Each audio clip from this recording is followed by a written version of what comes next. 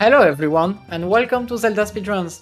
So today, we have the Skyward Sword Randomizer Season 2 tournaments with round 5 match between CJ and CovenEsme. So on commentary, we will have 64-bit Link and Jasnix, and on tracking, we will have Muzu and myself. So thanks everyone, and have a great race. Yep, hello everyone, this should be an exciting race. We have 3D open, so yeah, there's a lot of potential for route divergence. Yeah, so I guess like a quick explanation of what open means. Open basically means that you start with all the pillars and the thunderhead is open, which means that starting out you can basically do anything you want. And so this is definitely probably like the weirdest start to any settings there's gonna be out of all of them. And also included in this package is minigames, which is exclusive to open. So we'll see what goes on. Yeah, mini games are interesting. Like, they tend not to show up a lot, but like when they do, it's got like it can throw a bit of a wrench into routing. Yeah. And so this is the final round of Swiss, which means that both these players have qualified for the tournament, though they are now currently just fighting to see who gets the better seeding going into the tournament. This is the battle of the 2-2s, so the winner gets 3-2 and the loser gets 2-3, and that's actually a fairly big difference, so this is a pretty important match. Both runners would very much benefit to winning, so they're gonna try their hardest, and we'll see. So, yeah. Yeah. Of note, I think there's gonna be like one of the 3-2s is gonna wind up in the ninth slot of the ninth place slot of the bracket, which will be a little bit Monka-esque for that one because they'll be the lower seed in their first match, but at least based on like the rough calculations I was doing last night. But anyhow, got a few more seconds before the runners will be starting. I guess also a quick introduction, so we have a little bit of time. Quick introduction to the two runners. We got CJ, who's a very long-time player, been playing since the day it came out, pretty much. And he's participated in all the tournaments so far. And Esme, who's a relative newcomer. She has been playing for a while, though hasn't joined the racing scene, so recently she showed up and kind of surprised everyone because she is a very strong player, so yeah, looks like we'll be starting off, so good luck, have fun. Okay, predictions for dungeons. Skyview, LMF, and Fire Sanctuary. I'll do the Earth Temple, Cistern, and Fire Sanctuary. I see. We very much feel Sanctuary today.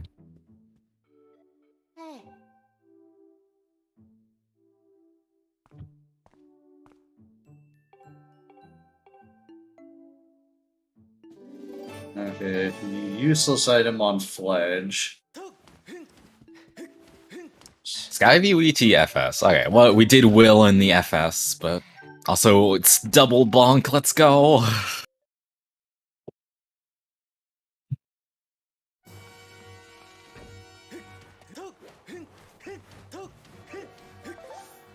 So yeah, Linear Empty. I think that's the second Linear Empty seed today. Linear just not getting a lot of love.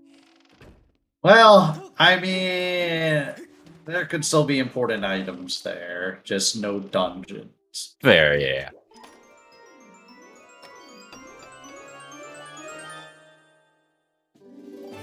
Still nothing yet.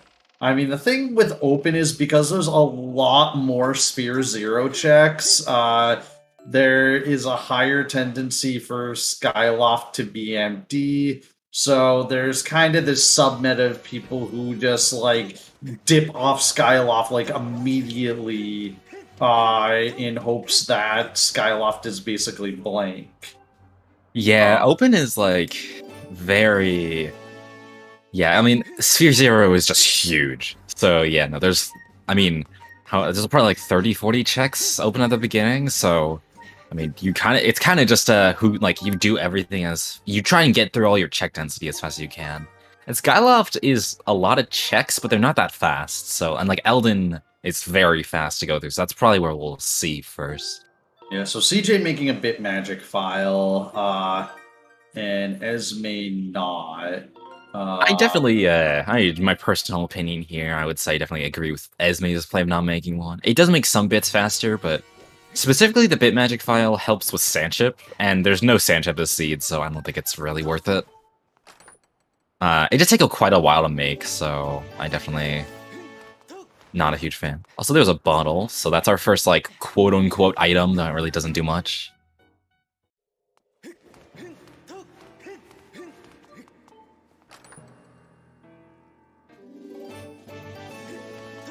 So the 5 Gratitude Crystals, so we could potentially see, like, a Petro, but I don't know if we'll see it immediately. Yeah, so we are seeing... So Esme is going to stay on Skyloft. We'll see what CJ does. But yeah, this is a time when you could leave Skyloft pretty effectively. Okay, yeah, CJ is leaving. Okay. Yeah, so he's just gonna... He's going straight to Sky. He's gonna orphan the checks that Esme's about to do. 10 crystals for Esme.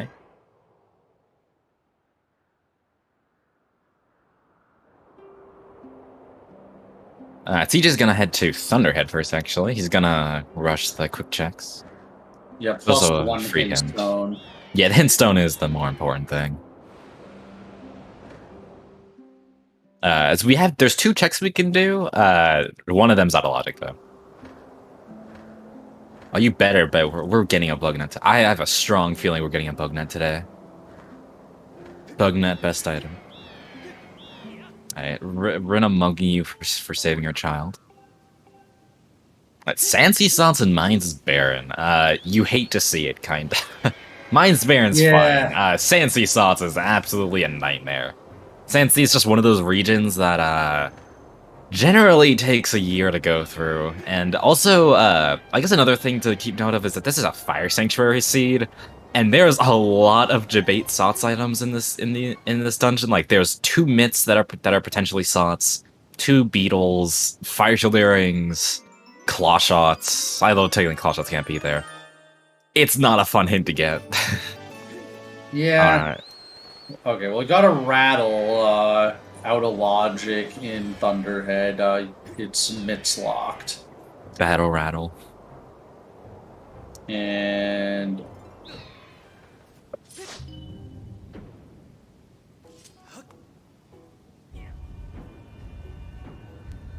Oh, giving you more gratitude crystals. And Fire Dragon Song of the Hero. That's basically junk. yeah. I mean, the last seed there was something on Skyloft Trial, but runners wound up doing the reverse bit warp. Yeah, the thing with like all the songs is that like there's RBMs to get into every single trial without the song. So the songs really don't matter in the end. The only one, like the ones that kind of matter, Skyloft Trials made a lot faster, and Linear Trials made a lot faster if you have the songs. But either way, I mean, worst case, you just do the RBM, so you kind of have to accept it.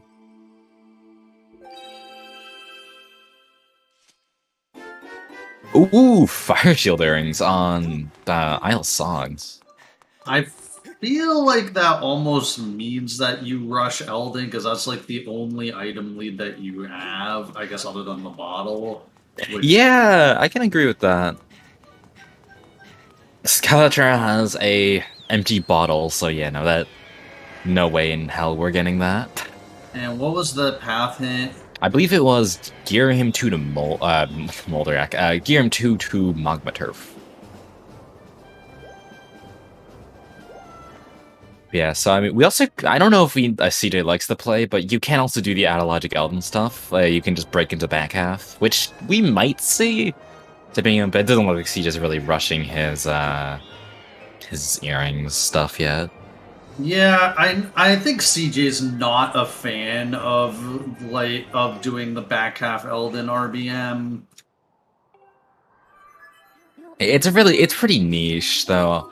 The one thing that is kind of nice about it is it is an ET seed, so theoretically you can just go beat ET now, but I mean that's really slow.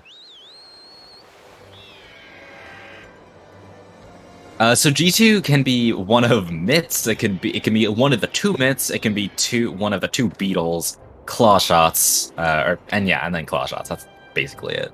And Bomb Bag actually, Bomb Bag could also be the slots. Bomb Bag is logically required for FS depending on key logic.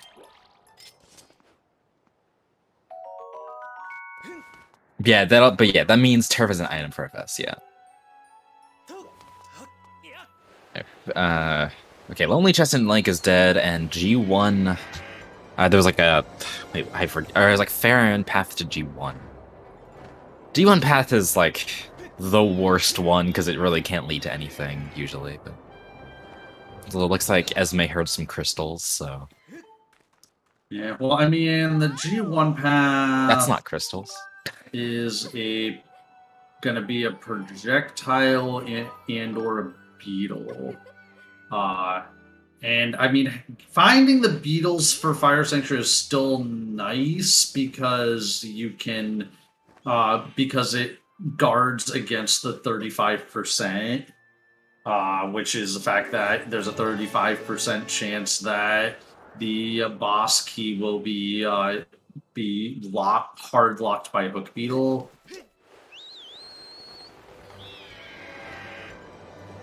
Yeah, I believe it was fair into G1. Yeah, and I guess the other thing that is interesting, or that's interesting about that G1 path then, is that it also means that that's probably the first beetle. Like, I would assume it has to be, it's probably Beetle that is the Farron slots, or Farron path. And that's really interesting because that means that that's the second beetle's probably beetle locked, because that's the only way that could be path. So, probably a beetle locked beetle, maybe a beetle in Skyview. So yeah, so we're seeing Esme, she's gonna be rushing Kina. This is a somewhat questionable play, because Kina is just it's one check and it's horribly slow. So doing it this early is certainly a gamble, but she can also, there's a lot of stuff on Skyleft she hasn't done yet, so she's probably gonna just combine this. She can check both Para checks and Cave. So yeah, the one thing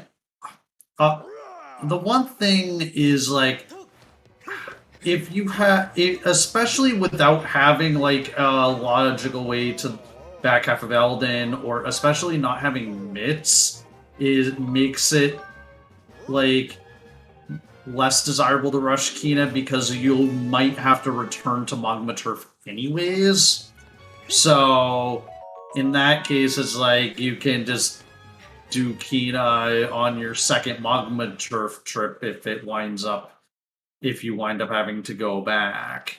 And the really unfortunate part about Kina is specifically, well, it makes it, Bomb Bag speeds up a lot, because otherwise you, like, in order to get the behind Bumble wall check in Magma Turf, you need there's a bomb flower, but it's on a pillar, and you can't get both gold and that bomb flower on the same trip, so you have to leave and re-enter Magma Turf, which is really slow. So it's like, you really want to have Bomb Bag when doing Kina. It makes it just so much faster. Alright, so yeah, it looks like Pero not giving us anything substantial. Esme gonna start Spare. I think she forgot to do this on her first trip. This is something that you can do. She did a early Betrow 10, so this is like a very common secondary play. Yeah, I mean, the thing is, like, the crystal ball requires claw shots, so like it's something that you tend not to prioritize until you get claw shots. Yeah, the only thing is that I mean, setting it up early doesn't really cost you too much time though, so yeah. In the case that you need to do it, it's not a horrible play. Yeah, I mean, I agree with just like setting up, because like before you go to Elden, just because it's like, if you do wind up getting your claw shots in Elden, then you're able to just get the crystal ball while you're there. Yeah. The other unfortunate part about it, though, is that that's a check that's very often hinted, so it's not always a great play, because sometimes you're just throwing time away. But I mean, at least talking to spare it is not usually a big enough commitment to the point where it's worth skipping. It's like 20 seconds or something, mostly due to loading zones. Din's power. I mean, the Horn Colossus Beetle would be a lot more useful if we could actually do the Beetle, or go into Beetle's shop, but we can't do that yet. But yeah, it is nice to have it now. Oh, Also, yeah. CJ has the baby rattle. I think we forgot to mention that. It was out of logic. Yeah. Oh, yeah. The other thing I was going to mention, because we got that G1 path, and like, the other thing is, besides a projectile, it could also be Water Dragon Scale or Digging Mitts if there's a small key in the dig spot. That is very true, yeah. I mean, the chance of that is kind of low, but that is a possibility. The only other thing, though, is also Farron path is kind of bad because there's not a lot of checks you can... Like, you can only do one logical check in Farron right now, which is Item on Tree and Slingshot. And you don't want to do those checks. Those are slow. And there's a really high chance that the rest of it, like the actual path is going to be on something like Inside Great Tree or the Bomb Rocks, which you just can't do yet. CJ, so it's actually kind of interesting to see this rounding because both of them are both doing the early Kina play, which is like, it makes sense pathing wise, or at least like with the way they're pathing. Though it is kind of a gamble to do this because again, Kina is just such a slow check that doing it is not something you should always do in general. Especially because Kina's one check and there's like 40 other open to you. But yeah, I can kind of see like it pathing wise, and I mean there was one seed that I decided to make that gamble, but if it was definitely not in an open seed that I did it. Did Esme talk to Kina? I don't think she did. Yeah, I don't. That is bad because she can't pick up gold now. I don't think. Yeah, I guess the other thing about the Kina setup is that because we have mini games on, there is also the possibility. There is also the possibility for the harp mini game to have an item. That's actually, yeah, that's really true. Yeah, it does kind of make. I kind of forgot about that. Yeah. It does kind of make it better. Though, I mean, honestly, like, you don't really want to do that. Hard mini game, like, both Kina checks are so ungodly slow, that it's not really something you want to do either way. Because, like, even hard mini game alone, you still have to do the pumpkin mini game, then you go inside and do, like, the 2-minute long mini game or something. It's not something you really want to do ever. Yeah. Well, Esme heading into Elden, so we're finally getting to the surface 15 minutes into the seed. Into an open seed, mind you. Yeah, I mean, actually, I've seen a lot of people recently start, like, I mean, I know, like, myself, I've done a lot, when I play open, I generally do the delay surface. I know, like, Jim is, like, specifically, I know someone who just rushes surface first every time. It's a really interesting dynamic, though, because I don't think there's really one objectively correct method here. It's more just, do you want to go into, like, do you want to gamble that you're not going to find your, like, mitts or something for Elden early on? Because that's the scary thing. The bad thing that can happen is, like, you find mitts on a check you skipped on Skyloft, and then you have to double dip into Elden, which is pretty slow, so... Yeah, but the thing is, our runners have found basically nothing on their Skyloft, their Skyloft and Skyloop. So, like, they've effectively wasted the first, like, 15 minutes anyways. But we also see CJ just making the player into Farron, which I guess has the advantage of the hint stone early, but, like, I have a feeling the Farron checks that are in Logic right now, well, Slingshot specifically, is really slow. I have a feeling what he's going to be doing here is he's just going to leave at BTT here. I don't think he's going to stay. This is like a very this is something that I've been kind of pushing for more people do, which is basically you just dip into Farron, you get first check in Seal Temple, and then you get the hint stone, and then you just leave. Because you need to check that statue anyway, and you kind of just get a little more info. But yeah, I mean, also, yeah, we could just see CJ, he could just do, like, he can just quickly check the Farron stuff and leave it, like, viewing platform. He can just check what I'm on tree has and then leave. I think if he just slingshot, this is kind of a bad play, but I think if he just wants to check the quick checks to see what he can find, I don't think this is really a bad play. I sorted Knight Academy, and reuniting 2 beetles is nothing, so... Okay, he's gonna stay for a little bit, but yeah. I mean, this is why I like this play, though. So now, like, Esme's gonna probably turn in the beetle while CJ doesn't have to, so... Actually, maybe he will for the second bottle. Actually, second bottle's fairly useful, but... And potentially the discount.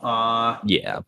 And, like, I mean, he probably would do that anyways, regardless of the hint, but, like, if there's something on the 300, like, you're going to want the discount. Okay, so what's CJ gonna do here? Is he gonna... Let's see...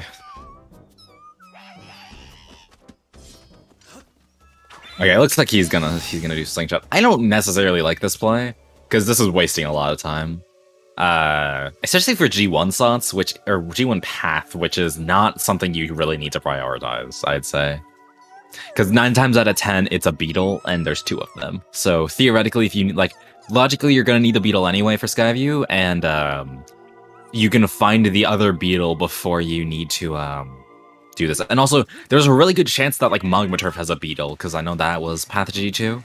So there's a chance that Magma Turf just has a second beetle, and you can skip this. So I don't really like this play.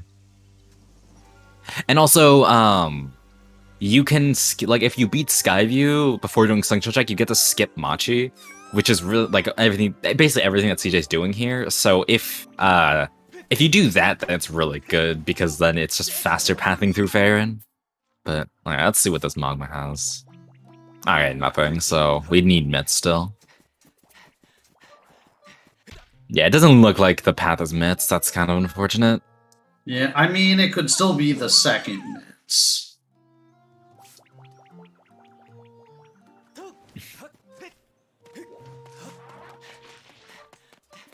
Okay, so at this point, so Esme probably gonna go to Farron at this point. She doesn't really have a lot of other options. We may see a Thunderhead dip. But... Esme is gonna try to pick up Gould and not... Yeah, he's not there.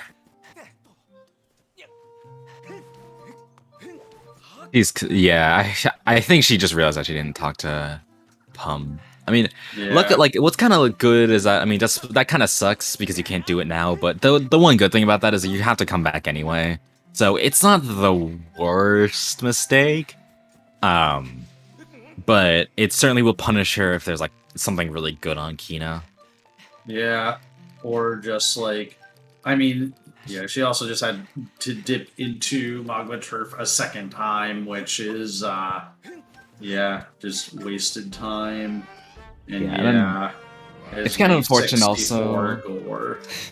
It's unfortunate because the reason in order to do this check normally you need to talk to both Pum and then go outside to talk to Kina, and that second part can be kind of easy to forget because it's kind of like random, but yeah. Fortunately, it does not activate the quest if you don't.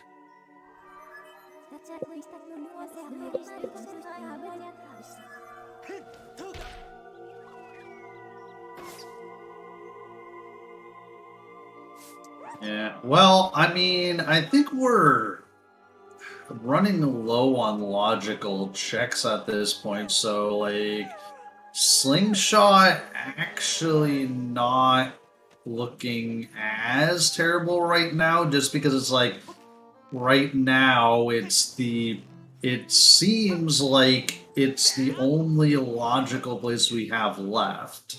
For CJ... No, because CJ hasn't done Elden yet, but for Esme, yeah, Esme, like, I think she'll probably make a dip into Like, she'll probably do Farron next, so yeah, no, it makes sense if she does it. For CJ, though, I still don't like this play, considering he hasn't done album. He doesn't have that info yet. Yeah. Also, I don't particularly like pathing all the way to that statue right now, but I guess it makes sense if he is going to dip into Floria after this. Yeah, that's what I think he's doing. Because he doesn't have access to Deepwoods, so yeah, no, I don't disagree. Also, because there's no other fast statue to get in Farron, I'd say, because you don't really want to go out of your way for in the woods, and that's kind of far away either way.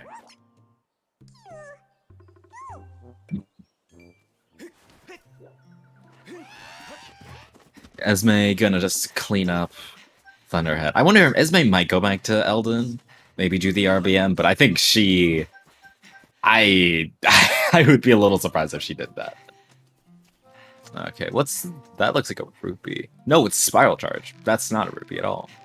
Aha, so... that could actually be our path item. Yeah, that's probably our path, if I had to guess. Yeah, I'm surprised CJ didn't check this, like, when he was first climbing up to go to start the Kikwis, because yeah, like it's such a fast little thing to just check it, and like perhaps then he's just like, well, I found the path, and just avoids having to do the rest of Slingshot. Or it's like Bomb Bag or Claw Shots, and it speeds up the rest of Slingshots considerably, so... There are a lot of cases where this play is a little worse. I'm not sure how the pathing times out, but... Let's see what Slingshot has. Yeah. After, Buka says, like, 40 billion things. Ooh, Claw Shots. Okay, that is our path. That is certainly our path. Yeah, okay. So then Spiral Charge, not quite as important, but I mean, we also are very starved for any kind of items right now, so it's very possible that there could still be something else behind that Spiral Charge. Yeah, I mean, to be fair, this is a projectile. There could still be like a beetle locked behind Spiral Charge, which is actually the path. Yeah. Also, did CJ ever turn in the rattle? He did, yes. Okay. It was like a pouch or something. Yeah, so this did end up working out for CJ. I think we're gonna see. I would be surprised if Esmond didn't do Slingshot. She might peek Spiral Charge and then just rush Sky from there, which would be kind of unfortunate. But there's also a chance that like Spiral Charge leads to Beetle, and then in which case then it's actually fine for her. She won't have any issues. Because then she just goes back and then she beats Skyview. And in which case that's probably not even slower than this. Actually, okay, it would be for Skyview, but... Let's see how Cube Orb treats CJ.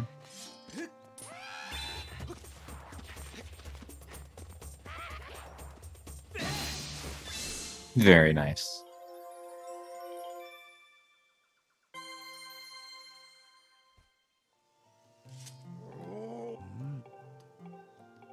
The one cube that you get when cubes are off. The only one that actually has like a use because of Cube Orb. Yeah, because there's a cutscene attached to it that teleports you right next to Gorko. False one with FS is dead. That is an incredibly nice hint to grab. You'd love to see it. Yeah, so that basically means that Magma Mitts are not hard required for Fire Sanctuary. And unless Fairies the Summit is required, then it means that Magma Mitts are just useless in general at this point. Alright, well, okay, I wouldn't say useless, but they are not nearly as useful as they would be. Or hard required. Yeah. Well, yeah, they're not hard required. They can still save you from having to do some RBMs and Fire Sanctuary. Not that they're the slowest RBMs in the world, but they're still, like, it's nice to not have to do them. Yeah, I think Map Chest RBM specifically is faster than going into your way for Map Chest. Also, Esme gonna do early, like, Floria with a rope. I like this. This is Oh, yeah. one of those tricks that's kind of been popularized more recently. Kind of falling off the tree there, but this is a trick that this is basically a method to get to like Floria early, and yeah, this one's a lot harder than the other method, but this one you can do at the beginning of Farron, which makes it a lot nicer. So I really like that. I like she's gonna be able to show this off. Yeah, I know it's like Esme, I know, has been doing this a lot. Jim's been doing this a lot. I recently learned this, so I'll be doing it a lot. And it's also one of those tricks. This is the only way to do early Lake Floria without a sword, so it is actually practical and swordless when that gets picked. So, yeah. You know, and a lot like this is one of those tricks that people are learning now because it's becoming a necessity. It's one of those tricks that you need to know about. All right, Levias is nothing, and Seal Grounds is Baron, which is not a great hint at all. That kind of sucks. Seal Grounds Baron is one of the most useless hints you can possibly get. It's kind of on the level of Caves. Yeah, I guess in the Skyview speed, it does tell you like you don't have to return there for the botg item when you get harp, but yeah, and Gorko, though. I mean, the chance that either like botg and Gorko are two checks that you don't usually have. Like those are very uncommon to be required. Mostly because they have a lot of botg only needs harp, but Gorko specifically has a lot of requirements behind it. You need botg, harp, and scale, and a way to access Skyview. So it's a really late sphere every time. And it's also just slow, like in general. Honestly, any Seal Ground check is slow, so yeah, I mean, in general, yeah. It's one of the more useless Baron hints in general, I'd say. Since it doesn't tell you a lot, and considering you definitely already did the first check in Fair or in Seal Grounds at this point, so it doesn't matter too much. Yeah, like Mines Baron is like strictly better in this scenario because now you know you don't have to do the entirety of Mines, which is really nice. Yeah, CJ attempted Spider Roll once, failed, and then just did the backup of the intended strat with the vines. I'm really not sure if Spider Roll is actually worth it, and in right now, I don't think it is. Because when you don't have, like when you have a projectile, you just shoot the two vines on and jump across. I don't think it's really worth it. It's worth it in like any percent runs because you only need to hit the crystal. But when you're not going for the crystal, you're going for the chest specifically. It doesn't really matter too much. And spider rolls are just a lot harder, so it's just a lot easier to skip them. Makes you feel cool. It doesn't make you feel cool if you fall down, Muzu. That is the complete opposite of feeling cool. Yeah. So I believe there is a small key in the dig spot, so CJ is doing the bit warp. Yes, that also means hard required mitts for Skyview and scale. Yeah. So all of this stuff is now like out of logic. I mean, you could kind of tell what CJ's doing is out of logic, considering he's back in time, but yeah. But notably, he got the boss key, so he will be able to beat the dungeon. Yeah, that is very nice. He's not going to go. And then it's just he hopes that there's going to be nothing on 3 eyes. Or behind bars, yeah. Behind bars is that's actually something that's kind of sus. Yeah, at least you know what's behind bars, though, generally. Fair. Although I guess the worst case is like you see a harp-shaped object. You know, yeah, then it's still kind of ambiguous. It's actually the harp. Yeah, and it's one of those things that like you don't really think about a lot because you generally have the items for it, but like you can't get that check without either beetle or slingshot. Slingshot's not in logic, so it's one of those things that you just don't think about, and then it sometimes comes back to bite you. I also think like the chances of a beetle locked beetle and Skyview are fairly low at this point, considering we know that the G1 path isn't a beetle. So okay, we don't know for sure, but it's likely because claw shots is claw shots.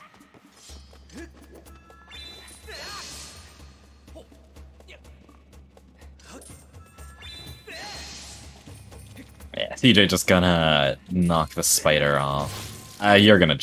Okay, good job, CJ. Yeah, well, Oh, your response there. Okay. Yeah, with where that. Yeah, I guess he touched the ground there during the fatal blow, so he then that set where his void out respawn triggers. Okay, so it's the map behind bars, which means that the nice thing is he doesn't have to worry about that. The unfortunate thing is now 3 eyes could potentially be something important. Yeah, I mean, we'll Not know. terribly likely, but like. I mean, we know that a key has to there's a key in either Stalfos, or 3 Eyes. So at this point, CJ's just really hoping for not a key. Yeah, if that's the case, then he can basically full clear Skyview because he knows where everything is.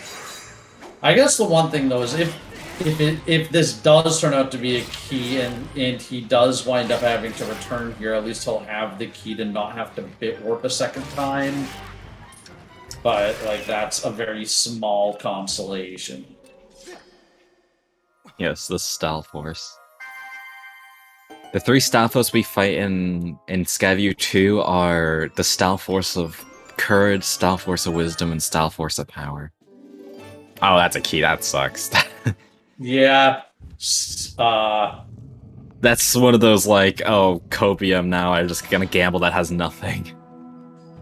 Pretty much. Cause yeah, there's really nothing you can do about that now. Like you don't like this is Skyview is not a dungeon you want to double dip, especially when you don't have keys. I guess he has a key now, but when you like, it's not fast to go back to Skyview. So yeah, having the key is the one saving grace of the situation. In that if he does have to return, he won't have to bit warp a second time.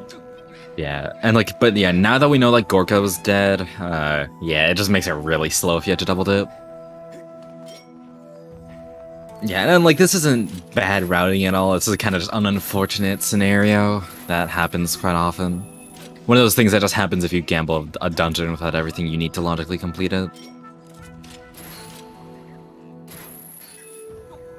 Yeah, I mean at the same time, like, right now, well, I guess with claw shots we now have CJ falling off the vines. I guess right now with claw shots we have a bunch of stuff opened up in Linearu, so like we're not completely starved of things to do in logic, but I guess it's a while you're here you might as well. CJ, like, the vines just not cooperating with him. Yeah, CJ needs to refresh on the Vines tutorial. He seems to be getting rusty. You know, all of you SS runners, you have to watch it at least once a month. Otherwise, your skill at Vines will deteriorate. Okay, CJ just, like, did the front hop there, like, 16 years too early. So I don't think CJ checked Hollow Tree. That's... well, yeah. Was it hinted? I think it... Actually, I think it might have been, although... I don't think... I mean, they have the same hints at this point, so... I think if it was... Either Esme's forgetting or CJ just forgot to do this check. One of them is forgetting something. One of them is 64 gore.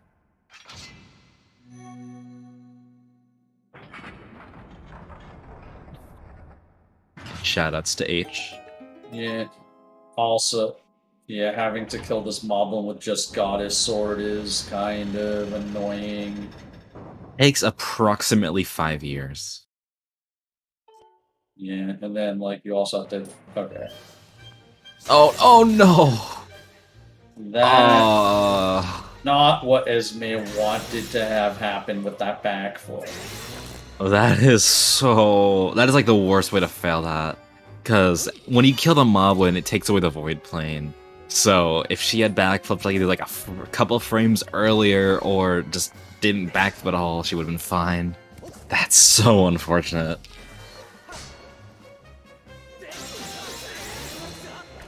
But Esme's on a death warp to reset her position back to the top of the Great Tree to try again. CJ fighting Girahim, getting not the world's greatest RNG, with getting the vertical darts especially. Also not doing the correct slashes per phase, though. So he's getting a few extra cycles. That was a little too early there.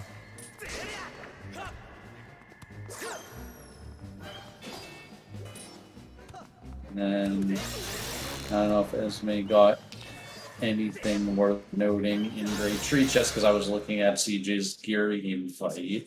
Yeah, I don't think she did. Okay, Girahim is down. Yeah, I see a Ferrari's Courage on Esme's tracker now. I'm not sure when. Oh, Esme got a wallet. Okay. So, yeah, nothing too important. Although wallets can be nice when you haven't found Beetle, or you haven't had access to Beetle yet, because if you get a couple gold rupees, you're able to get everything in Beetle Shop in one go. Speaking of songs, there's Nair's Wisdom. So yeah, CJ completing his first dungeon, 38 minutes in, not bad. But, I mean, Esme is caught on his tail, and CJ does still have a lot of overall to check. I'm not really sure, I think CJ has skipped on quite a few overworld checks, so we'll see. Well, I think, like, the big thing CJ hasn't done that Esme has done is Elden. Yeah, that's, like, the big thing.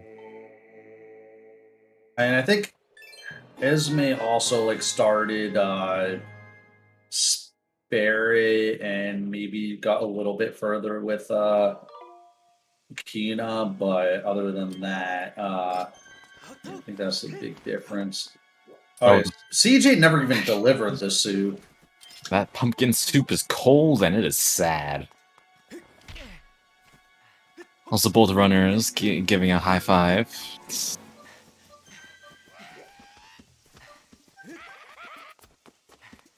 Okay, so CJ heading back to Floria, I assume? I guess maybe also gonna check Great Tree on the way. Yeah, the one bad thing about this play is that, like, the one thing you could theoretically do here is if he wants to start Kina, you can do Kina and Alan at the same time, then grab Ulu here. That's kind of like a really funky route for 2 slow checks, but... Yeah, well, I mean, Alan isn't even in Logic yet, so... Yeah, true, yeah. I would probably wait until I, like, had Bomb Bag and or, like, some other things to do in Academy.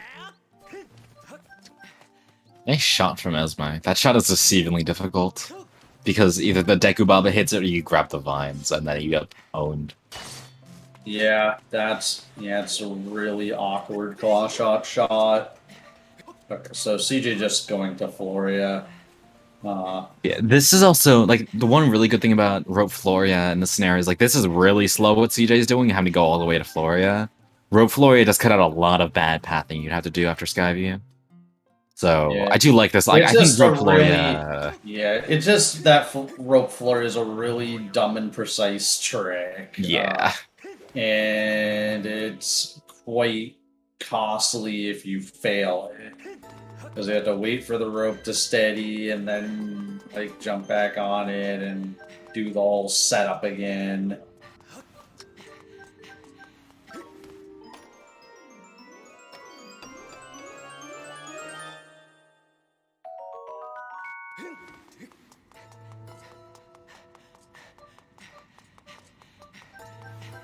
I don't think we're gonna see the crystals on the rise.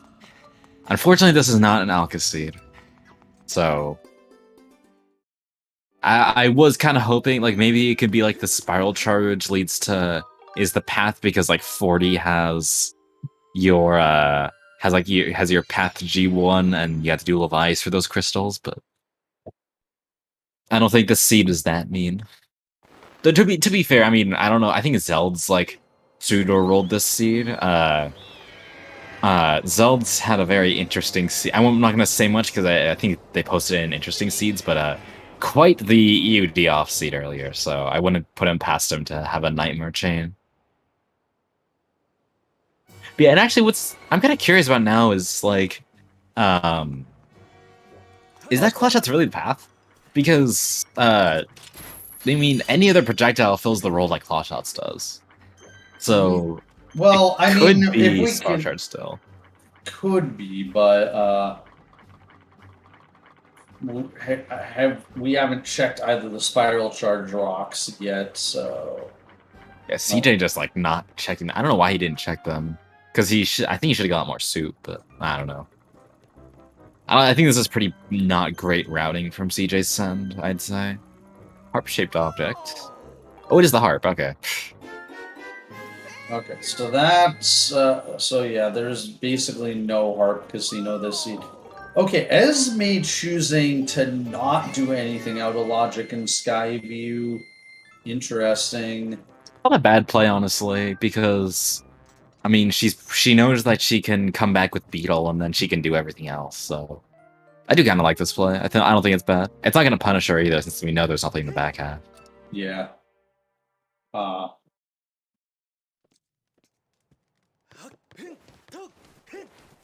And yeah, I mean, at this point, we still need... I think logically, we now need both scale and mitts to actually finish it, so... Okay, so Esme actually starting the Gould's quest now. Yeah, so CJ is gonna... He just turned the bait in the wheel. And this makes sense because CJ he wants a discount. He only has 300 rupees, so he wants to get the discount on one of the 100 items. And also, he can do Pledge here if he wants to. I wouldn't be surprised. Well, like, if he doesn't need if the third 100 items junk. Yeah, the third 100 items junk, he can do Fledge here, which would be pretty good pathing, because it means you don't have to go back. Okay, well, Esme checking one of the spiral charge rocks. Well, that evil crystal definitely is not path. I don't know.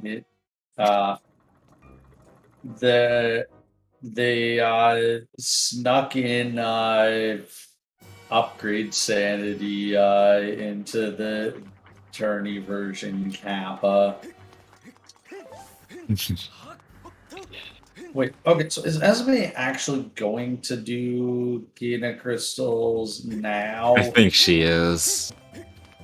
I'm Maybe she's gonna break her way into back half. This is like a weird play if she doesn't do that, I'd say. Yeah, even so, I'm not sure I agree with this. But okay, so CJ is going to do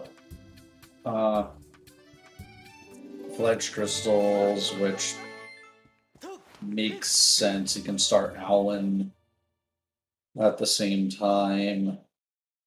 It's a fair point, Alga. Yeah, we have full access to 2 trials. I mean, we're running low on checks, so... Actually, no, we aren't. We have, like, literally all of Lanayru in front of us. We have claw shots. Never mind. Well, we have a lot. I mean, that's 1, 2 checks in caves and, like... 5 4 or or 6 5 in, like, desert. That's still a lot. I mean, right now it's kind of hard to say who's ahead because the runners have done different things. Like, CJ hasn't done Elden yet, so no one's really ahead. It's more just, like, we're waiting for that one item that's gonna really show us the lead. Yeah, Godan is ahead. That's it. Chat is ahead. Chat is always ahead.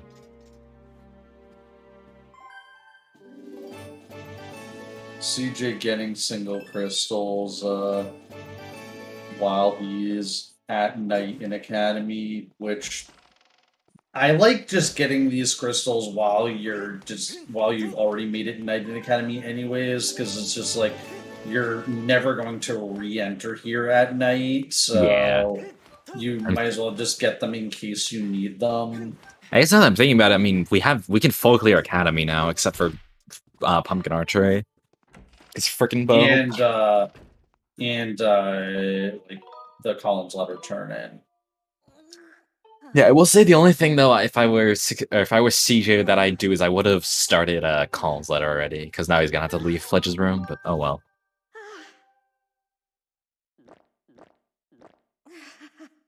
Like if I would actually say the way I would have patched this with everything is like you go into Zelda's closet, or you go into Zelda's room first. You talk to you keep it day. You talk to Owlin, and then you sleep tonight in Zelda's room. Get the crystal.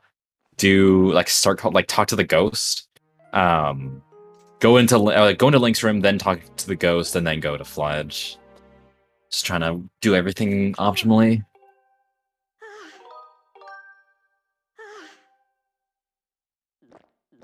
Alright, what does Kina have?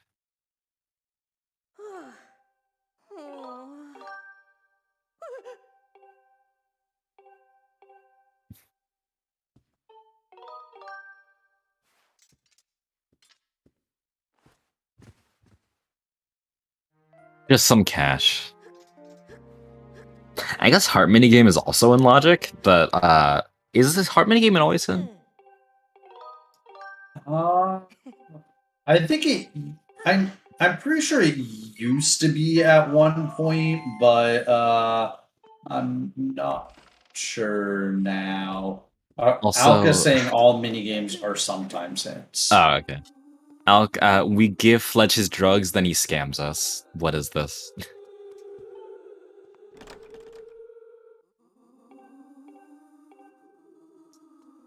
Wait, have we not? Yeah, we haven't seen this hintstone up here yet.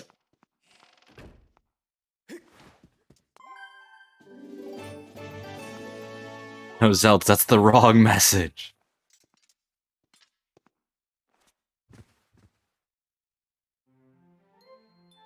Oh, so, that is a nasty hint. Yeah, progressive sword on summit fairies. So at least one sword requires magma mitts. That's like a TMS vanilla hint, honestly. That is a nightmare. You never want to see that, because that's basically gonna quote-unquote hard luck magma mitts the seed.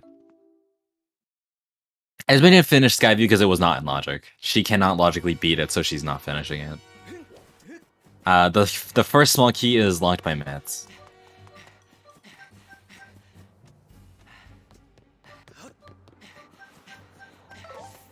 So Esma's gonna be curious and happy when she sees the harp. Buy the harp. Why are you not buying the harp? But yeah, I mean, like you always. I don't know why you want to buy the harp here. Copia. I mean, normally I'd be like, oh yeah, it's just because of the rupee count, but I think Esma just forgot that she had more than enough rupees to buy everything. Also, Esme is not going to go for the second bottle. Yeah, I'm not surprised with this, honestly. She might go for it, like, she might be thinking that I'll only do it if the next 100 item is dead, so, or if I need the next 100 items so she can buy the Fledge stuff, but I don't think she's gonna bother. Also, CJ taking damage in a way I've never seen anyone ever take damage. Well, I think like CJ also jumped off the island at a weird angle that I've never seen anyone jump off the island before, so it would make sense. Yeah, shoutouts to Delayed Waterfall Cave. It's not gonna matter too much in the end, but it's kind of stupid. What, was CJ one of the ones who was like, why would you ever delay Waterfall Cave? And now he's delaying Waterfall Cave. SMH my head. Alright, so Esme doing Turny and Birdie crystals. Keep this for the interview. Alright, where is CJ going? Okay, it looks like he's going to Linearu. King the very thing we swore to destroy. I am so happy that Birdie is finally shortened. You just have to watch like the 2 cutscenes there. Now it's so much nicer. Which is, I don't think Esme has 30 crystals. She might just get 5 quick ones. Yeah, also CJ missing the island. It can be like, because you're like moving so fast with the Loftwing and those islands are so small, it can be really hard to precisely land on those small islands with the spiral charge rocks. But okay, so spiral charge, other than the crystal pack on Levias, had nothing. So I'm thinking Lanayru has to be the answer here. Yeah, probably. I don't know, man. Muzi, I saw a Fledge's Gift hint recently. Anything is possible.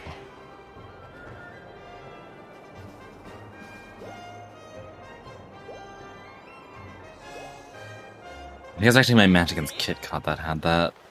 Fledge's Gift is quite the hint to get in Volcano Summit. That's the might as well be a junk hint. Oh, that Esme, was that was not supposed to be a backflip. Yeah, and without scale, that is so painful. Esme is doing a lot of these backflipping into water plays today. That's 2.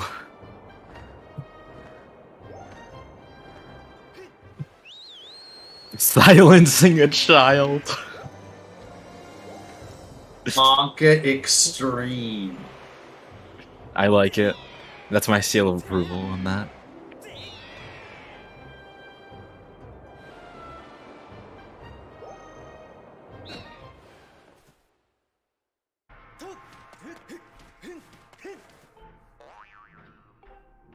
Oh, CJ never even did the Sinstone. Wow, CJ.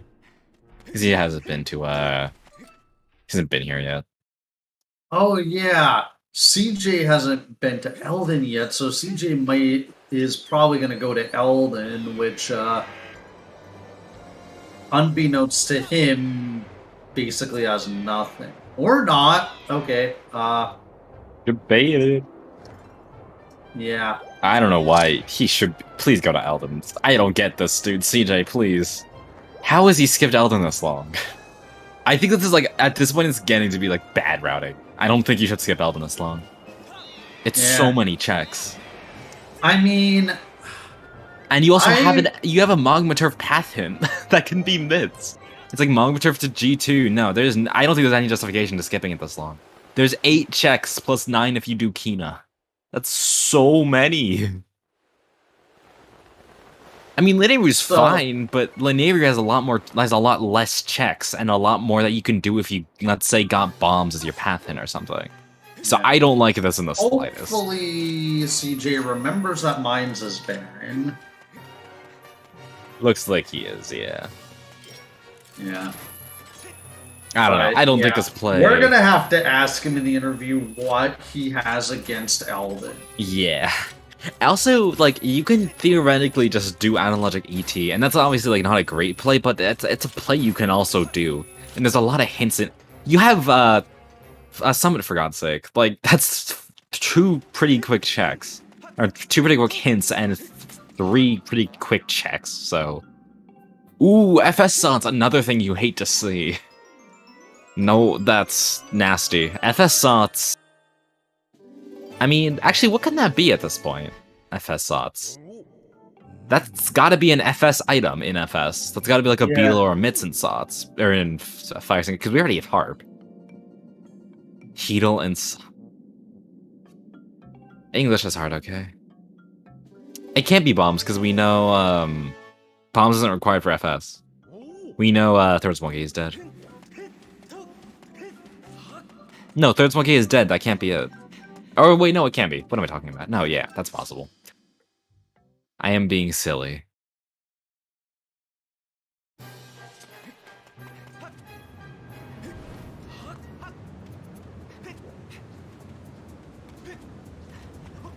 Gust Billows is your path to Scaldera. Interesting.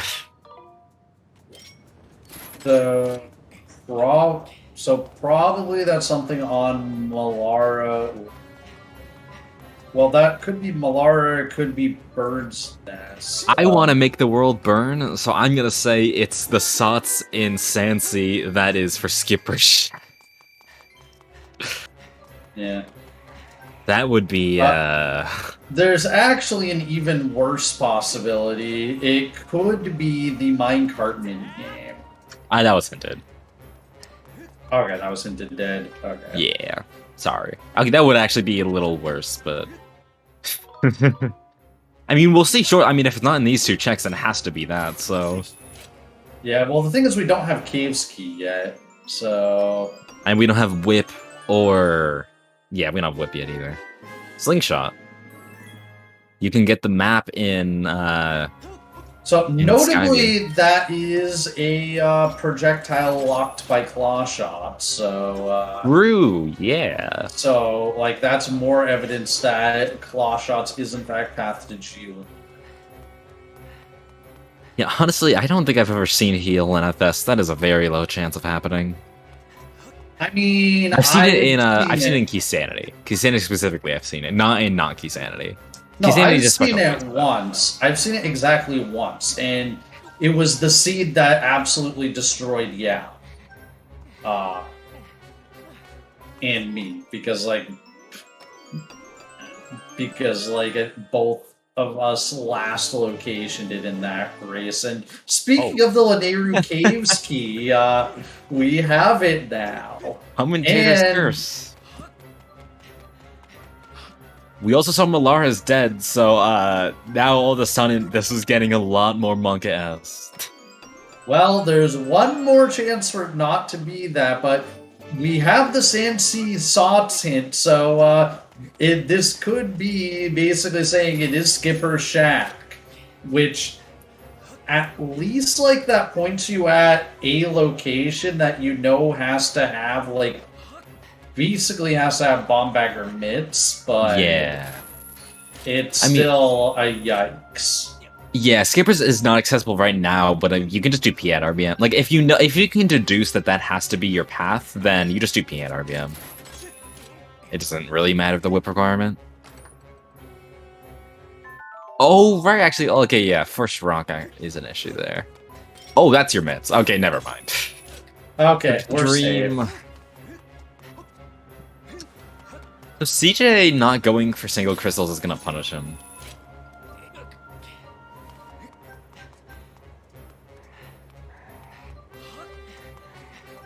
Well, I mean, he has 4 single crystals, so yeah, if he had gotten 1 more single crystal, he would be in a better position. Yes, I think now we can give a small lead to Esme, I think. Just because now, I mean, she has logical access to the end of Skyview. So she's probably gonna check that soon, and now she has a lot more development to do. Plus, we know there's gonna be another path item here, probably a beetle inside of Magmaturf. Torf. What's up, Stinkies? Well, CJ hasn't done Elden 1 yet. And we're an hour into the seed, so...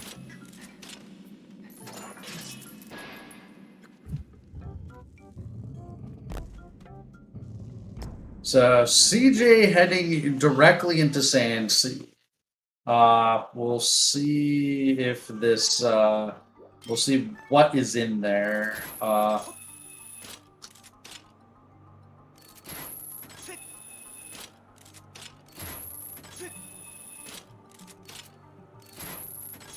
Yeah, open as a kick W.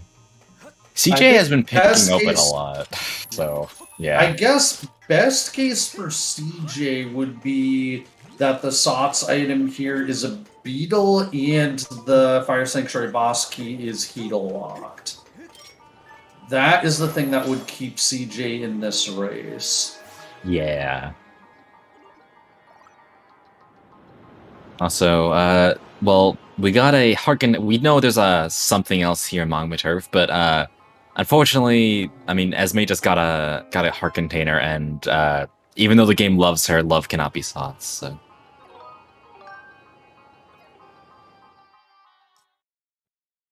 Okay, that needs to be quoted. Oh, it is a Beal. Okay. DJ bonking the sand shipment, nice. And it does still have a collision, even if it's invisible. Also, this is incredibly funky pathing from CJ. I don't know what he's doing. Skipping skippers, I guess? Actually, yeah, he doesn't have. He can get in. Okay, actually, this makes sense.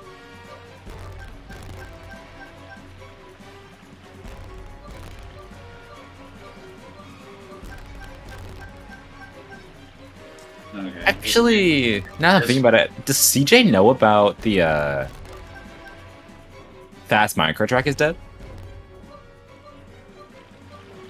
Did he get that hint? That can be bad if he didn't, because he can get baited into that. Yeah.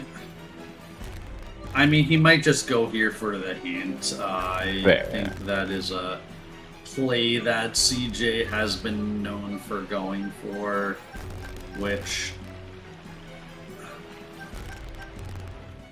The thing is, like, this hit kind of sucks in the sense that, like, it's a huge time investment, but I mean, with how powerful hints can be, if it tells him something like really, if it points him at something really useful, then it can more than make up the time investment. Yeah. If it winds up being 2 junk hints, then You just wasted like 3 minutes. Yes. Yeah, no, this is like, I would still say the worst hint stone in the game in general. This one just, it's such a gamble to go for.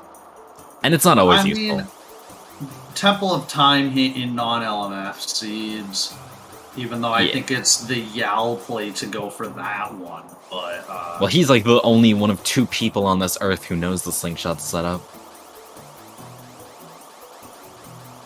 I mean... Okay, Bat 50 is dead. Yeah. Technically, I, like, kind of know the setup for the Slingshot Snipe. I'm just very, very inconsistent at it. Okay, so...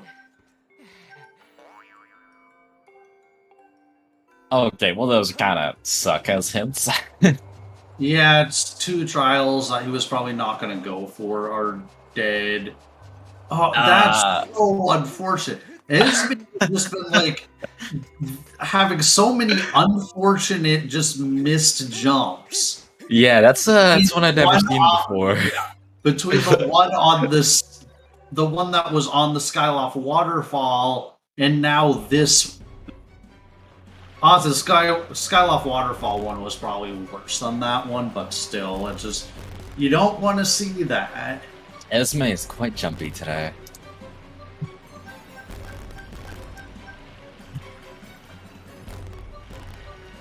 So now the question is Esme going to do Earth Temple now? Yeah, it's kind of hard to say because it's not really a great play, honestly. You can't do map chest, which is the thing you really want to do right now.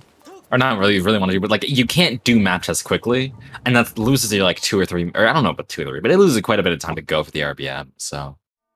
Yeah, I mean, you can also just gamble that map chest is nothing, which is... not a great play, I'd say, but... In that scenario... Also, it depends, I don't know how comfortable Esme is with Bombless Caldera, but... Or no, she's not doing QC anymore, but Bombless Caldera is something that not a lot... Like, some people just don't feel comfortable enough doing, especially in a race setting where it matters. Like, if you mess it up all of a sudden, then you're putting yourself behind, most likely, so... Yeah, like, I generally will... If I know I'm gonna want to do Bombless Caldera, like, I'll probably only do it if I have, like... If I have, Master Sword, or I'll try to anyways. Alright, Bartender was a Goddess Plume, so now we know Heart Minigame is dead, thank the Lord. You mean you don't want our runners to do the best minigame? No. Oh, it was just Colin's letter. After the last race, I kind of forgot that we didn't have that.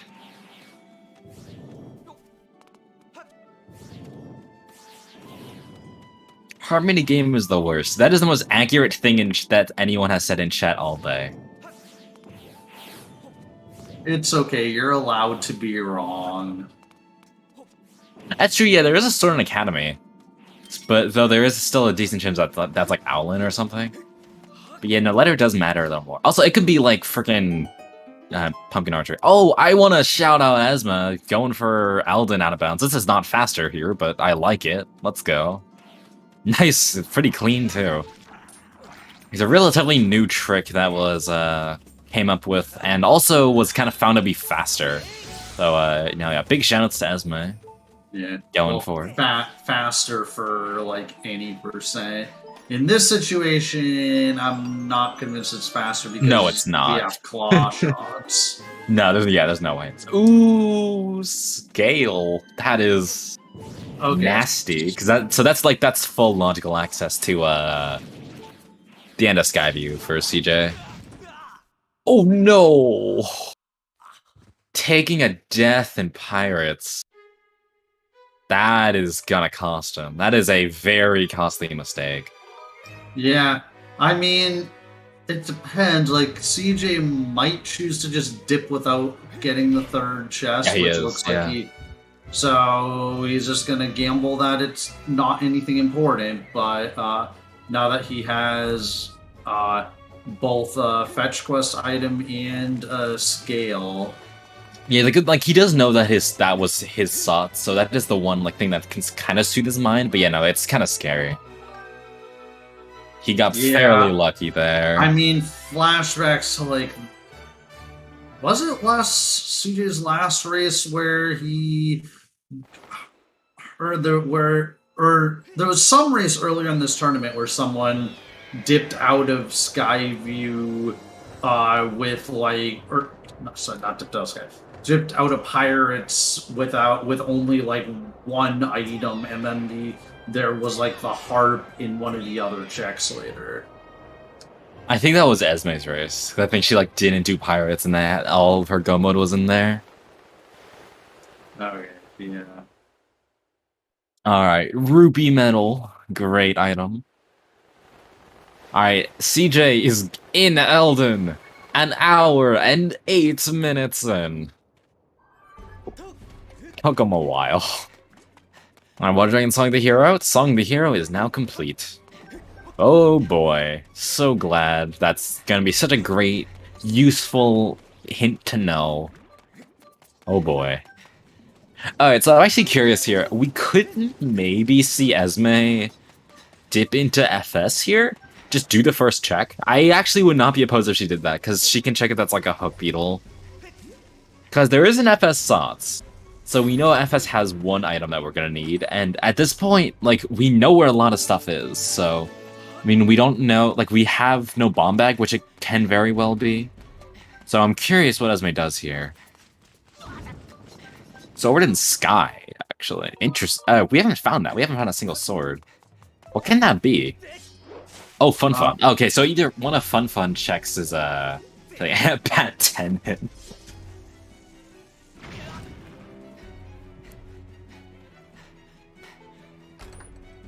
God, so we have a Knight Academy sword, which can either be Owlin or Colin's Letter Tournament or Pumpkin Archery, and we have Sword on Dancing with the Fairies, which is like the most copium sword you can ever see, and a Sword in Sky, which at this point has to be Dodo. And we also don't know where Bombeg is, and it can definitely be in like FS, 35%. Yeah, no, this seed is beginning to be one of those open seeds that you dread ever having. This is one of those open seeds that CJ is gonna think, why did I pick this setting? Because CJ did pick, like, this was his pick for this time. So, oh, Shooting Pumpkins is dead. Okay, cool. And Fair and Trial dead. Okay, so 4 dead trials. That is nice.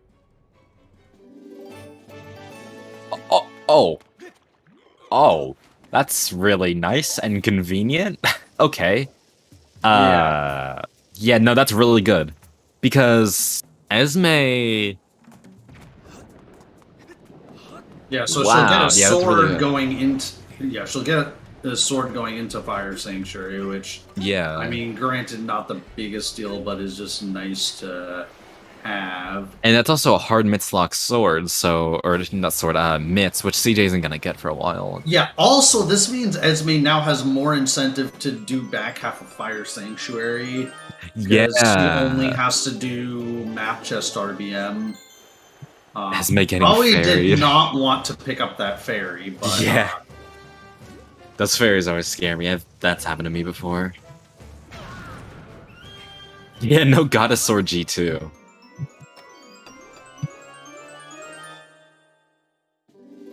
And it also puts Bottle Chest in Logic, which is like an extension of an item that could, that's another early on check that can beat Assaults. Like, there's a chance where Esme, she goes into back half and then finds Hook Beetle on Bottle Chest, and then can do 35, or do the 35%. Yeah, no, at this point, like, also, now I'm thinking about it, how far are we from Go Mode? Now I'm thinking about it, like, we're not far at all. We need one more sword, bomb bag for Dodo access to get the sword in Sky. And that's it. Yeah, a possibility of needing another beetle for if we get 35%. Yeah, so Esme can theoretically, depending on where, like, I think the FS Sons is gonna make or break her race, because if FS Sots is Bomb Bag, then she wins, I think, because she can guarantee get the Academy Sword now. She can do both, or no, wait, she's not Collins Letter, but she can do Owlet.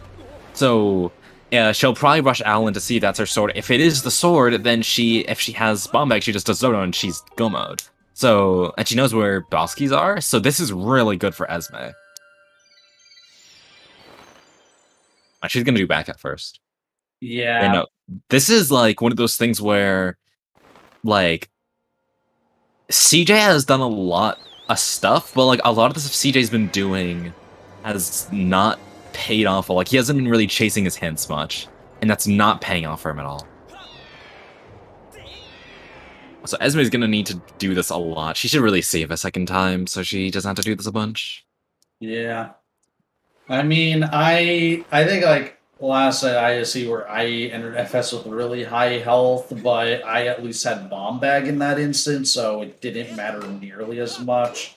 But yeah, in this case where, like, your only method of taking damage is jump slashing into the lava, yeah, you want to have really low health. Okay, so Esme now.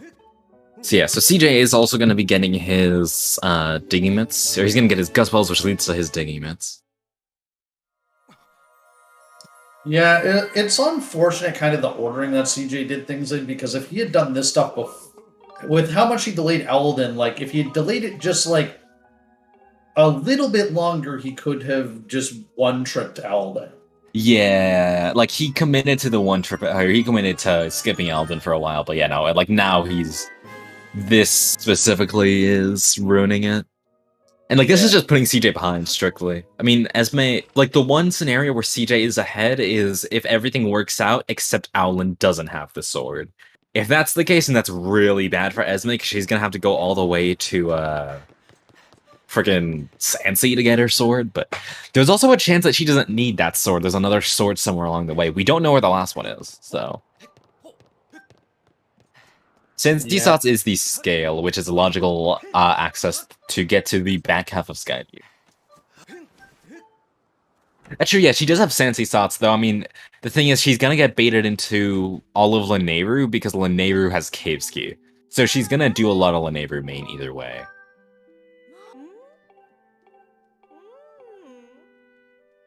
And also, though, she can probably realistically deduce that scale has to be in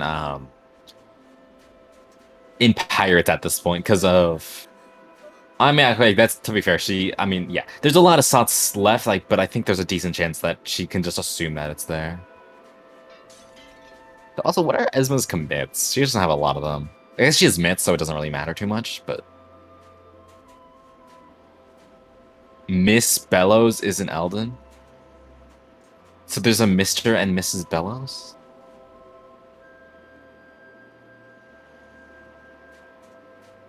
I'm not sure what his name is wanting to do there, but at any rate, she's done the map chest RVM, so now probably going to go for the bit warp. We'll see if Esme decides to go for the relatively new setup for getting the, like, second chest.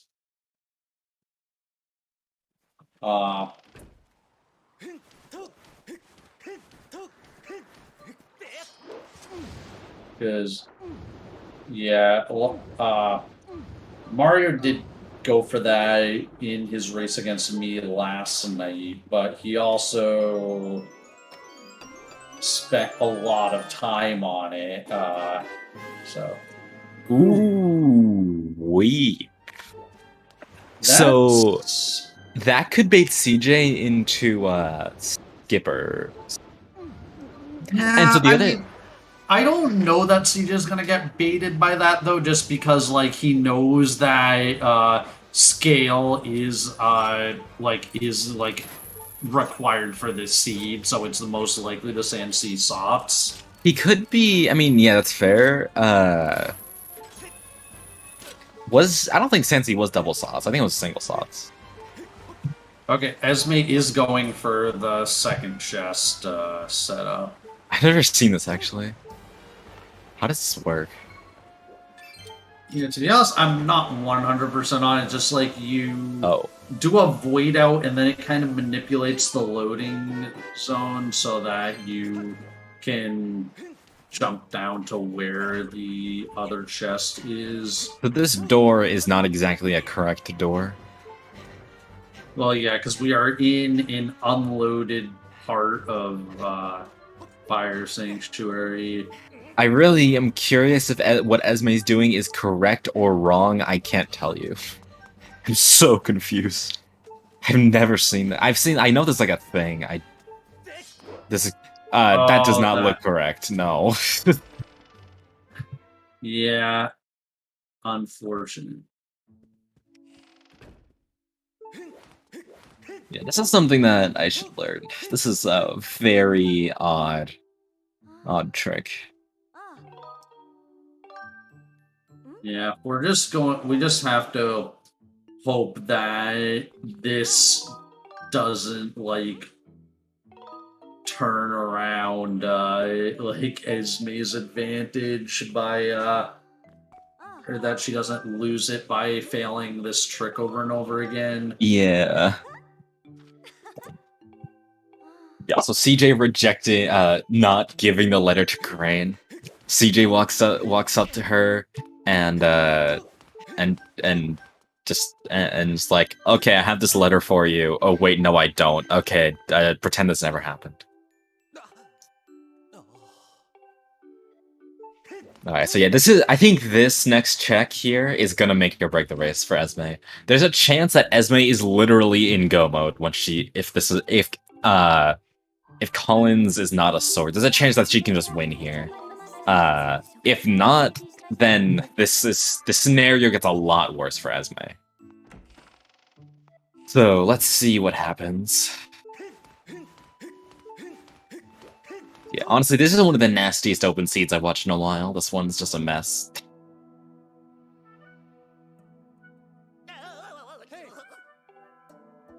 Crystal with the advice of, can you just check the right places? Crystal is genius. She really knows how Rando works, the inner depths of Rando.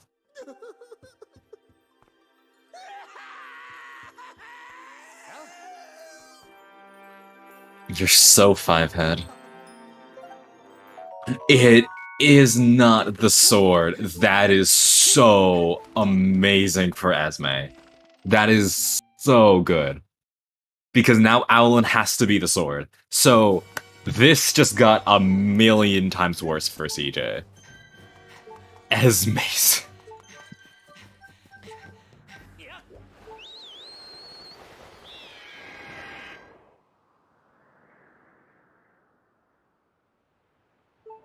Let's see it, Esma.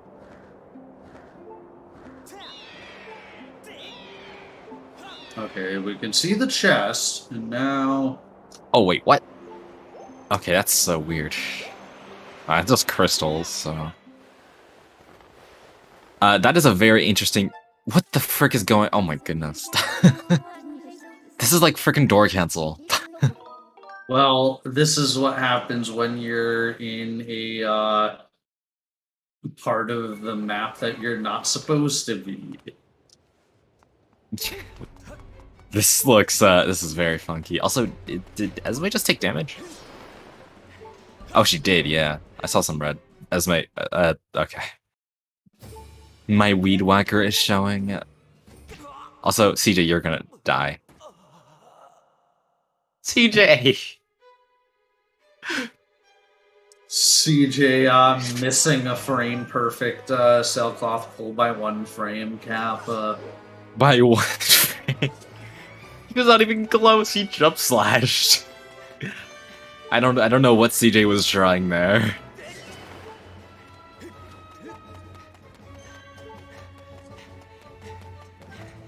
CJ was like, I'm gonna go out with a bang, and yeah, he did. Esme resetting her initial position into the door because it was barely off, and now should be in the right position for this setup to side hop down and open this door to the bottle chest. This is also in logic. It's without heedle, so...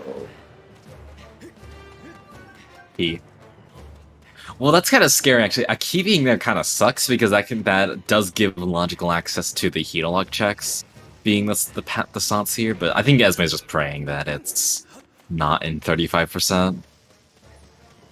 Yeah. It would be really funny if 35% is required for not one of the boss keys queue. was in the map chest, though, so... That True, one... yeah. Yeah, just... Esme... Okay. That was sketchy. Oh no! That was the game being... Yeah, that's the game. That is really unfortunate. There wasn't a whole lot that Esme could do about that situation. Yeah, please take off your shield, Esme. Yeah. We saw the 50 hinted dead a while ago. Oh yeah, so we just haven't seen the BAP 40 hint. No, Alka. Is that guaranteed to be a sots item? Because we already saw... Is there another? I thought it was only Betrow Path. Oh, okay. I mean, yeah, there could still be, I mean, yeah, if FS Sots is bombs, that's GG, I think. Well, wait, wasn't it Bellows to the Well, yeah, it was Bellows to Mitz, but that was the ET path, I think, because that was a path hint, I believe. Oh, right, because there was a path hint and a Sots hint, so... Okay, so yeah, no, then it has to be, yeah, okay, so yeah, no, then it has to be Bellows or Heal or Bomb. No, yeah, no, at that point it has to be... Okay, so yeah. So Esme is in... So we are in no mode now, because now we know everything. So it depends on if Esme realizes that.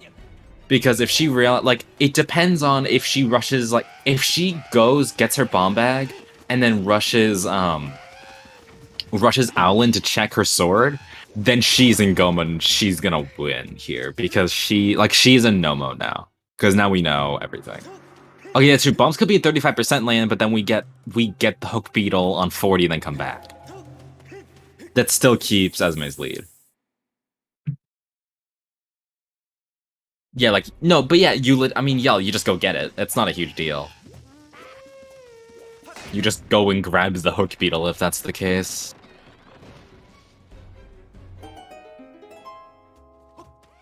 Because she hasn't gotten Staircase Chest. She wants to get the Staircase Chest. Yeah, and this is still...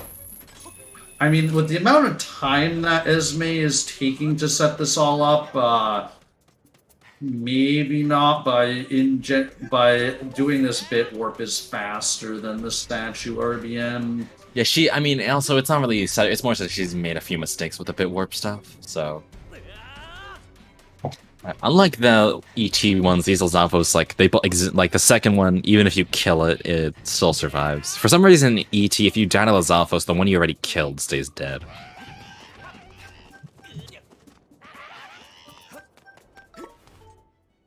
I mean, yes, you could get to the staircase from the statue, but that doesn't make the crystal RBM faster than the bit warp.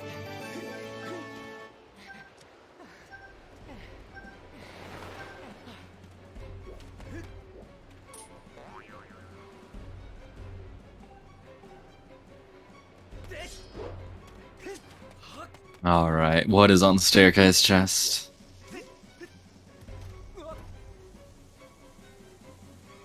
Oh, crystals. Okay, that's 40. Okay, so yeah, now Esme, she can go get her Hook Beetle after this. And apparently get trolled a bit by the claw shots and the keys.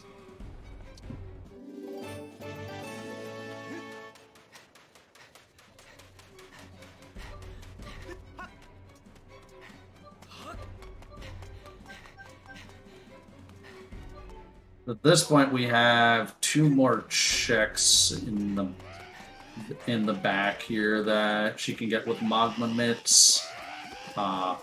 It's a question of yeah, so she's gonna go for them. I guess you could make the gamble that like it's Heedle locked and CJ getting stomped by Boko. Oh yeah, that sets him back. Okay, so CJ, I guess, is gonna go for the, like, whip trick to get to the vent.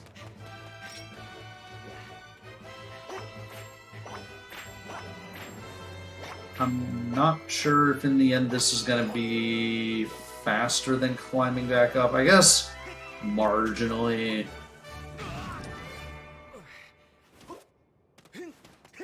But not if he misses it. Although, to be fair, this is a fairly precise trick.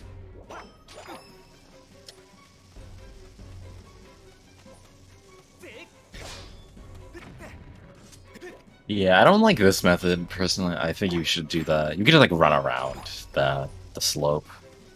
Yeah, they're gonna go for it this time. It is, like, slightly easier.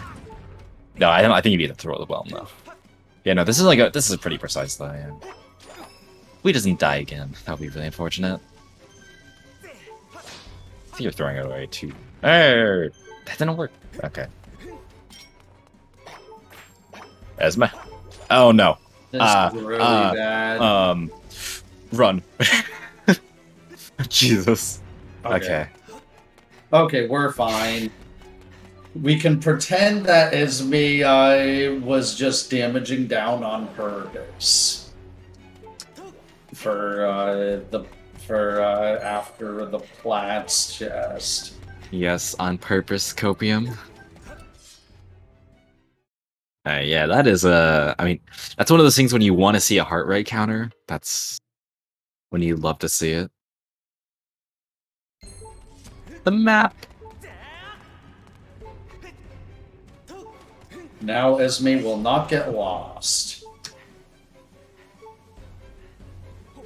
I mean, honestly, I would not mind a map if to do the freaking out of bounds FS stuff. That's complicated. That concerns me.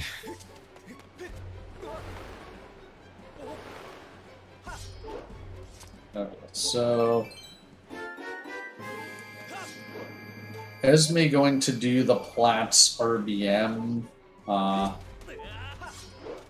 Has this been timed to be faster?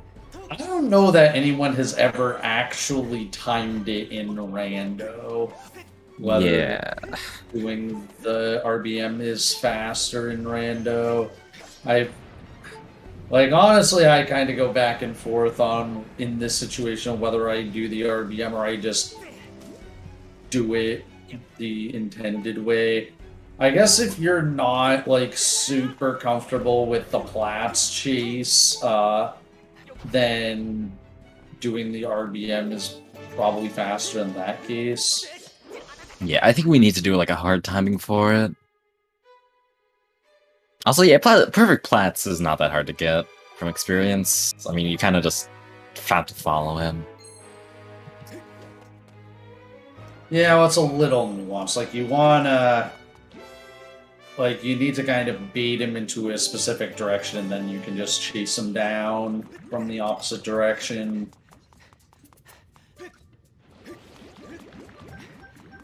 But either way, Esme did the RBM, now just needs to slash a pot to committed and then open the chest. And we'll see. I guess ideally we find or Esme finds boss key and then can just beat the dungeon and then worry about the potentials. The Sots probably bomb bag if she needs it later, but Esme, how could you? She just reset over a tumbleweed.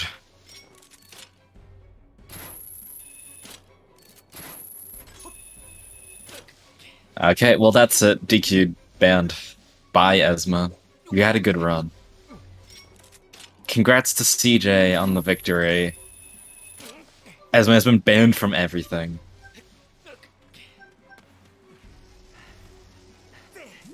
Unless CJ... Okay, to be fair, CJ could do it too. And he can also just not even get the tumbleweed.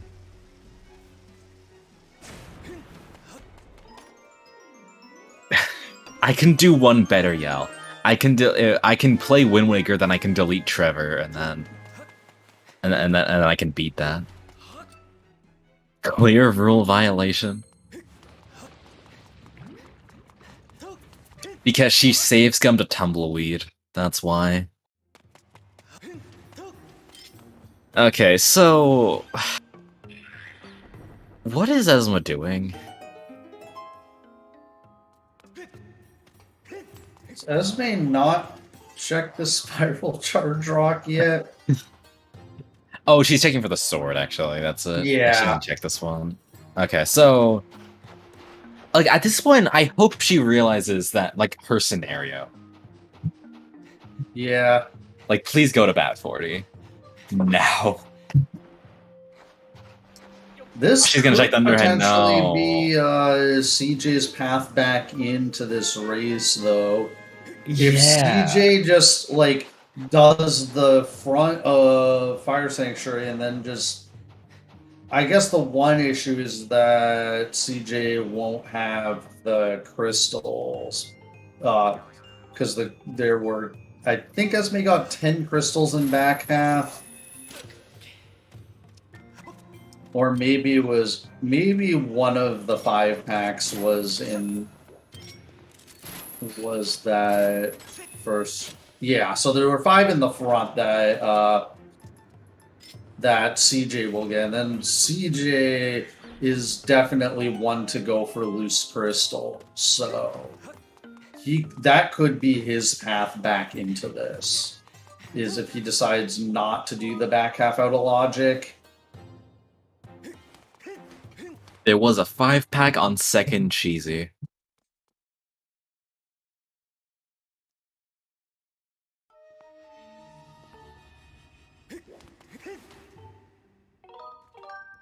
Oh no, CJ is also getting baited into back half, which I can completely understand. But, wait, what? He's going... CJ? Is he gonna do 10 loose? I mean, well, that would, I think, at this point... I don't know whether how he got 30, whether he got one more loose to bring him up to 30, or he got a 5-pack. Esme. I feel like Esme has just had some very unfortunate things happen to her in this seed.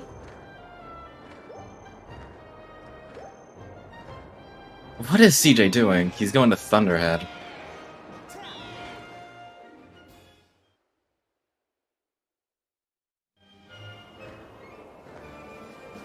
And I mean, we've seen a lot of like really unfortunate deaths from both our runners today. Execution today has been honestly like kind of equally sloppy, so it's not really costing either runner specifically more time. It's mostly just been pretty like sloppy, mostly just like bigger, and not from like small things, mostly just like bigger mistakes like deaths, which is kind of Also, unfortunate. I want to point out that CJ on his stream layout just has the word "oops."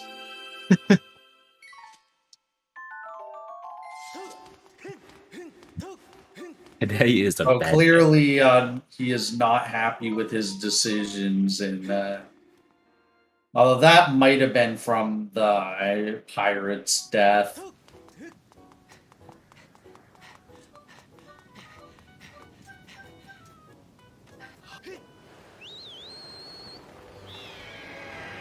Okay. Esme going to Betro to get what we believe will be the hook beetle.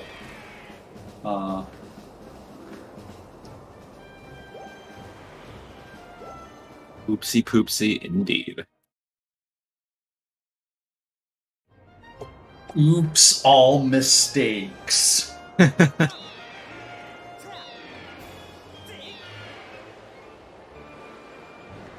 It could be Bugnet. Yeah, I think that's the only other thing it could be, though. Alright, Petro, what do you have?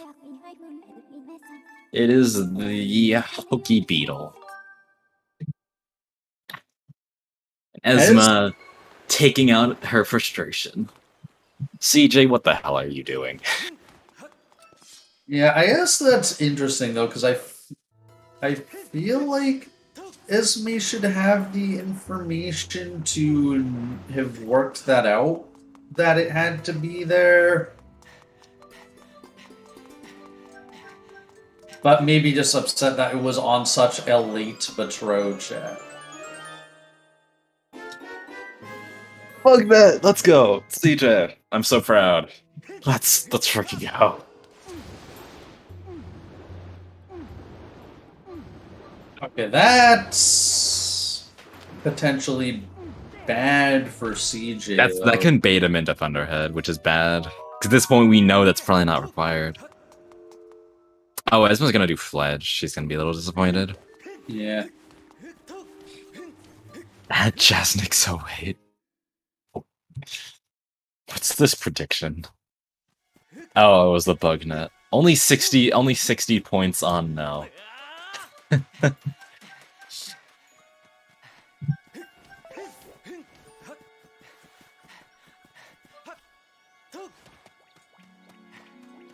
Okay, so CJ is doing Owlin now, I think. Ow.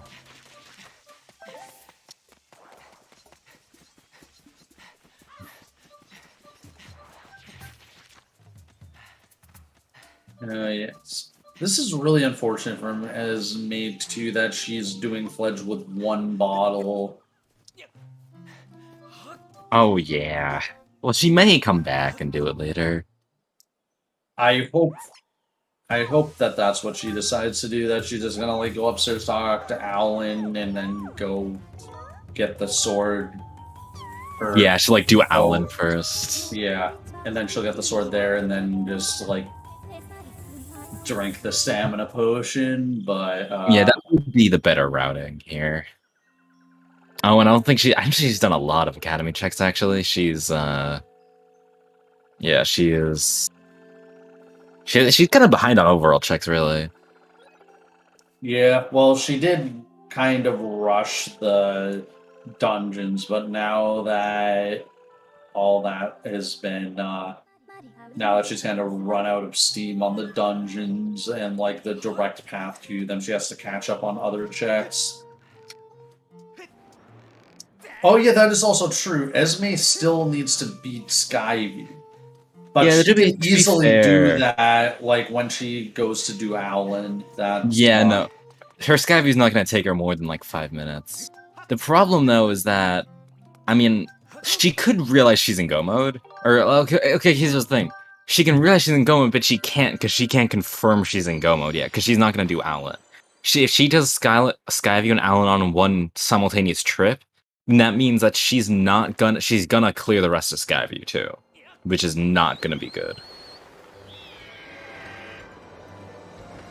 What is Esme doing? So yeah, I hope she just goes back to... If she goes back to FS, finds her bomb bag, then she should realize she's in go mode. She's gonna get another stamina potion.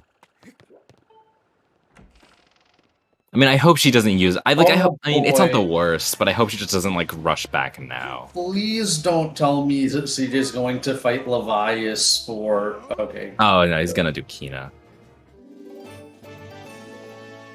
I mean, this isn't gonna work out for him either, but... I'm surprised CJ hasn't realized his scenario. I don't think he's realized that he could be in go mode.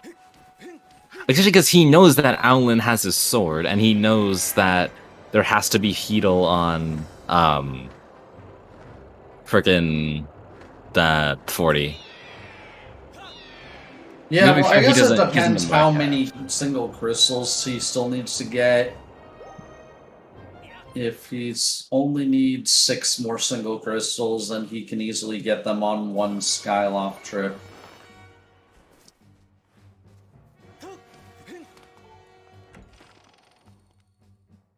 With every passing check, Esme is getting more and more anxious that her sword is locked behind Colin's letter turn in.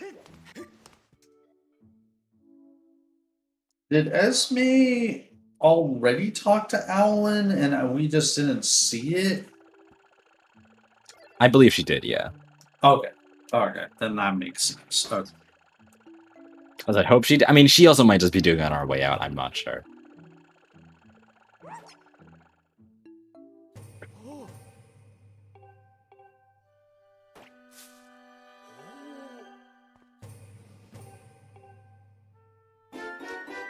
I There's guess the she's sword. going through every academy check until she finally realizes it's Alan.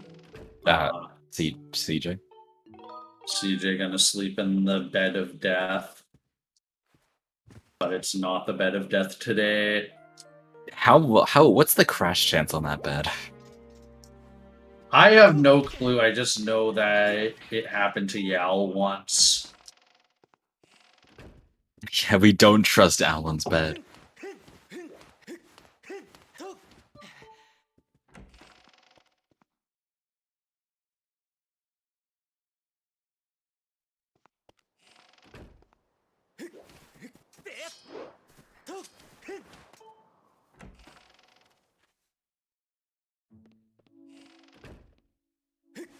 Okay, CJ is going for single crystals, because that's why he made it night and left the academy and apparently bonked the beetle. What? CJ, you're a hundo runner, you should... He's doing the Esme strat, and he's not Esme, so he can't do it. Oh, okay. That's a... interesting strat.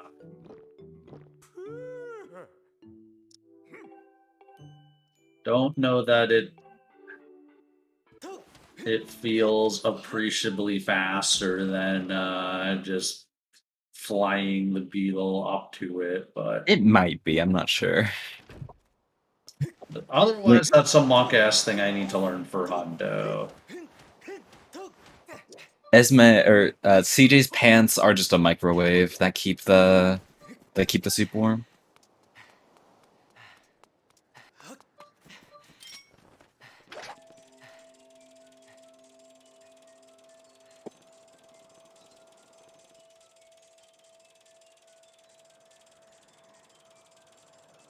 Okay, Esme, please do not go to Lene room.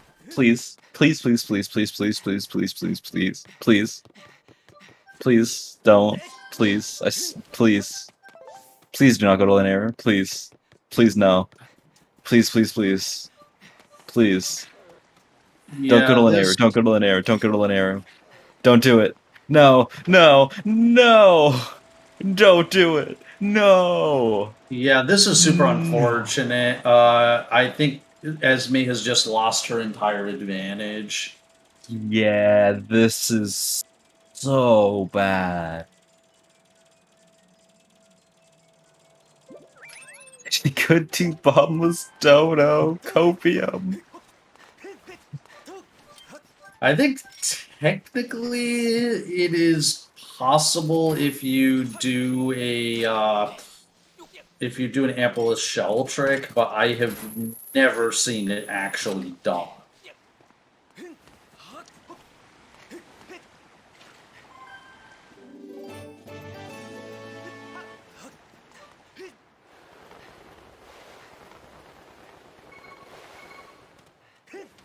And the worst part is that with Heedle, Esme is going to get baited into a bunch more Linearu checks. I'm honestly And I really guess that's- surprised. She doesn't have the FS sots, that's why. She never got that. I really hope she leaves. I have a feeling she might just leave. And gamble, because the thing is, she knows Boss Key is in front half, so she may just leave and gamble that's her bomb bag and that's her go mode. Yeah, like I think that's her only path to victory in this seed at this point is if she leaves now.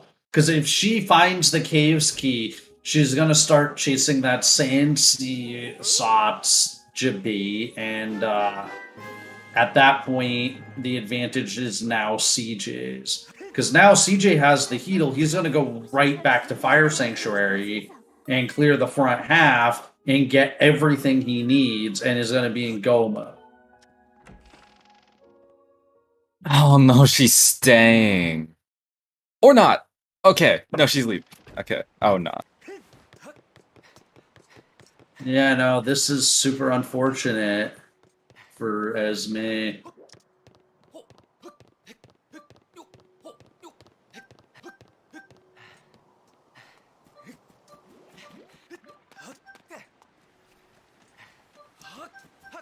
Because again, like CJ did not have Heedle going through here, so CJ could only do the claw lock checks, whereas now Esme has access to do I guess primarily just the Heedle check, but also could do the bomb lock, or could do secret passage out of logic. TJ giving us the season 1 throwback, sleeping in Beatrice's bed.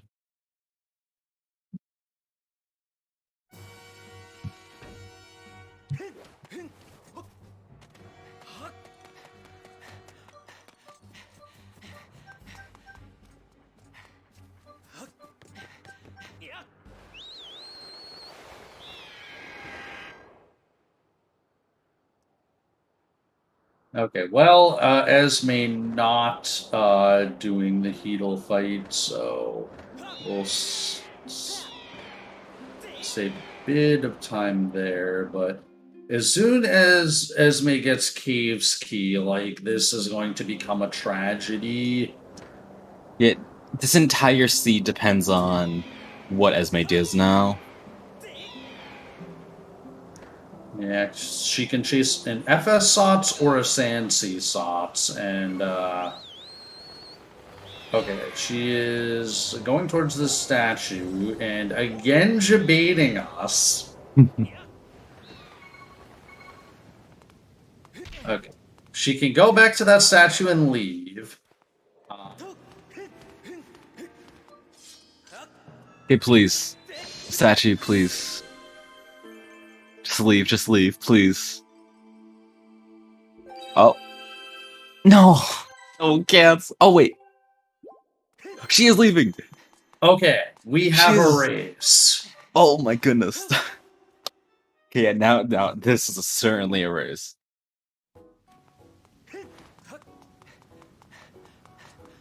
Though CJ does have the advantage of having already beaten Skyview.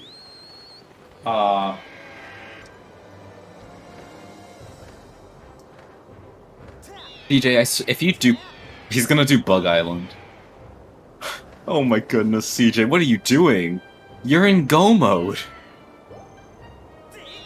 Why does he not realize that he's in No mode? Has he forgotten about the FS slots? Esme, not there. Why are you going there? What? What are you doing, Esme? She is going to do FS. No, she's leaving. She can't key smuggle. We know the Smoky's dead. I mean that she can still key smuggle. She just won't be able, or she just will skip that part of the dungeon. Well, she can't get to 35% stuff though from there, I think. No, you totally can. You just go backwards. You go through, or you open up the passageway there, and you can just like open the gate and stuff, and it would be fine. Like actually, I think that would have been the optimal play in that situation. Like, I think this is with the fact that she's already cleared the first couple chests. I think that what she started to do would have been the optimal path. So okay, I get this. Okay, yeah. Yeah, okay, yeah, no, you're right. Yeah, I didn't know you can do that actually. Oh, she's just gonna delete. Okay, yeah, so she's not gonna have to do this from actually. Yeah, I mean, it makes sense. She knows that she doesn't need the last key. Yeah, last key's always with the bit warp. Yeah, because with the bit warp, you're never going to go through that third small key door unless you go through it backwards. So you can always skip one or the other key door.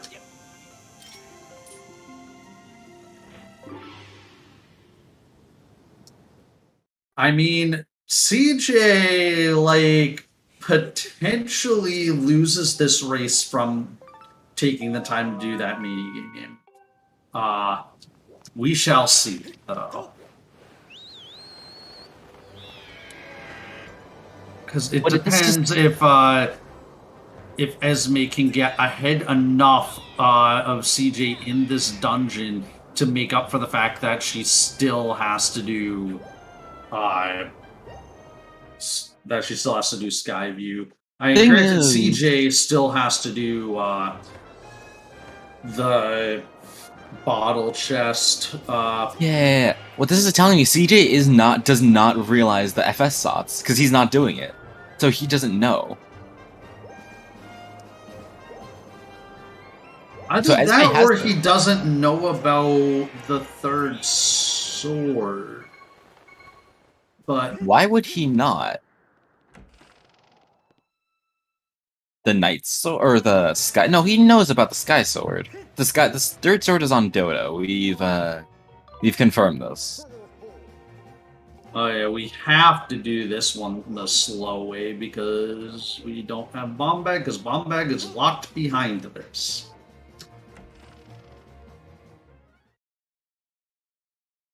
Oh yeah, he's setting up Kina. Oh right. That makes sense. That's just unfortunate that he hasn't done this yet. Because now I think this puts Esme in the lead now. I think Esme has a big enough lead, because now CJ's gonna also get like the Mogma and everything, and has to turn it in. So I think Esme's in the lead. Because she's gonna be in Go mode soon. Like, in firm Go mode. Yeah, I guess like it's a big question of, so in CJ's mind, is there anything besides Bomb Bag that could possibly be the FS slots? And in that case, like, it becomes 2 items from Dodo versus the 1 from Kina crystals. But I guess like he just is okay. So he's just setting it up as like a backup. Okay, yeah. I guess or he's just doing it to just like have it set up. So either way, he's still going to lose the time to it because at this point, having set up the quest, like he's going to go all the way through with it. Yeah, so I think now, so I think a quick timing. So the two things CJ has over Esme at this point is CJ has, like CJ has completed, he has completed Skyview and he has completed the Owlin quest and he has his final sword. Esme now has to finish Owlin and finish Skyview. Skyview's gonna take Esme like 4 minutes because I think she's probably gonna get MS before she does Skyview because it's just faster, and then she just bait warps to the end. So it's gonna be like 4 minutes through Skyview. So oh yeah, there also could be another sword. If there's another sword here, then she wins straight. But I think that makes the race super close. I think slightly CJ favor. If Esme... But there's also a chance like Esme gets baited into something else. If Esme gets baited into something else, then she loses. She has to keep this chain, like, she has to keep the exact amount she's ahead for the rest of the race until it's over. There's Bombeck for Esme. So now, yeah, so now she is, so she should so she realizes she's in go mode. So she is going to leave. Because at this point, it's Owlin and Esme. What are you doing? I think he just doesn't know what the way out of here is. Yeah. Okay, so yeah. This is about a 5-minute lead from Esme.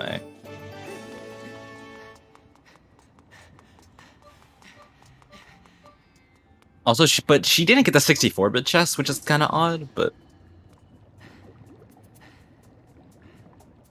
Yeah, well, I mean, if she's in... What? Esme...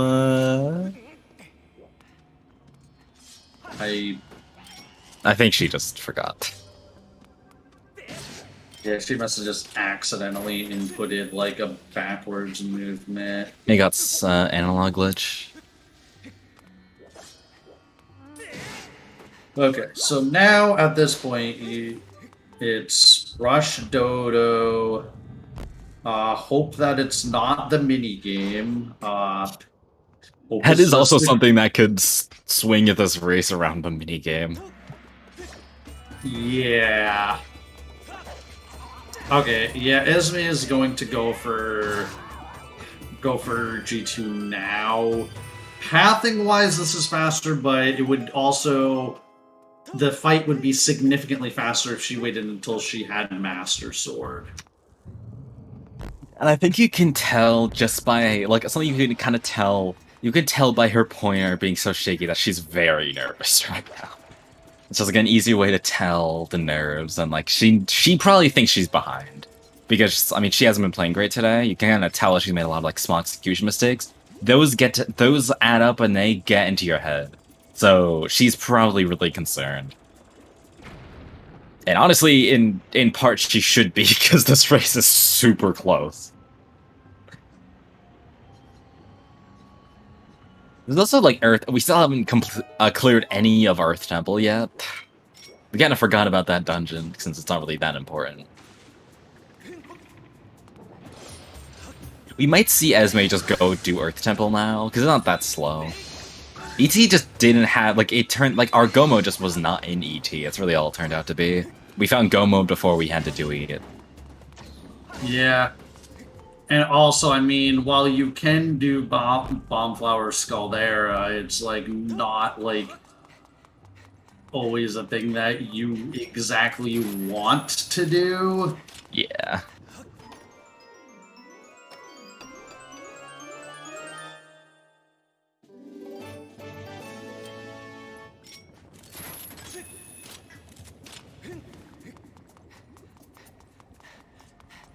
Okay, well, CJ is actually going to lose a bunch of time here because he just realized that he needs to do the bottle chest.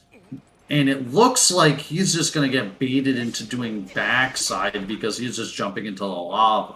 That's really bad. So that is advantage Esme. That's strong advantage, Esme. Because her biggest, like, time loss... Yeah, he's dying. Oh, no. Yeah, if he commits to back half, this race is over. Which is unfortunate, because it's like, the way... Like, it's one of those things that's just natural that you want to get the bottle chest with the bit warp. It's just that, unfortunately for this particular seed, that's the wrong play. Also, though, to be fair, this is partly bad routing from CJ, because he has Monument, so he should have done the bottle chest. Like the first round. That's something I always end up doing if I have Monument. I'll do it the normal way, because if the chance that it's a small key is... Like, if it's a small key, then it's faster than going back and doing the bit warp, so...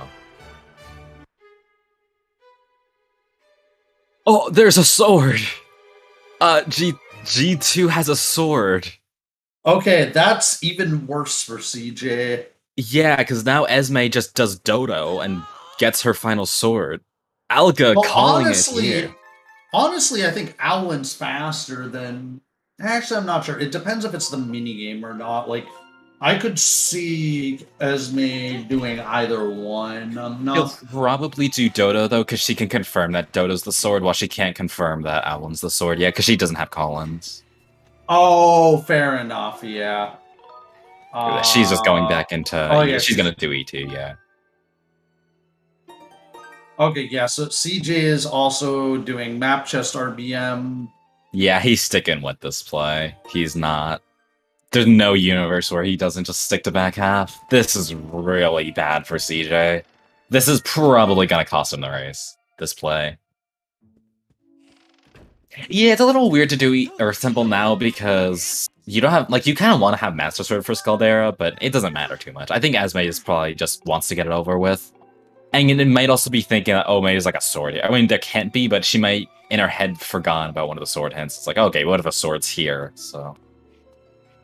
You know, that sword definitely is the nail in the coffin for this race, I believe. I feel... Like, the thing is, that's actually really... That's not that bad for CJ, because, CJ can skip... Like, he already has Outland Sword, so he just goes to ET and finishes, but, now that he... Like, he's going through back half now, so this is just so bad. Like, the time loss is just mounting.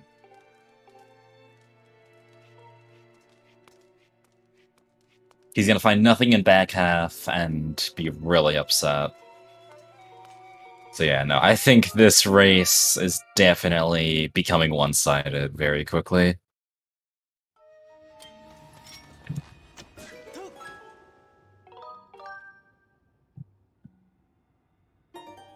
Esme not quite getting the camera angle the first time. And I feel like sometimes, even though you can just like use the back notch, like sometimes it's like you try to turn around there and the game's just like, nope. You're going to turn about 95% of the way around.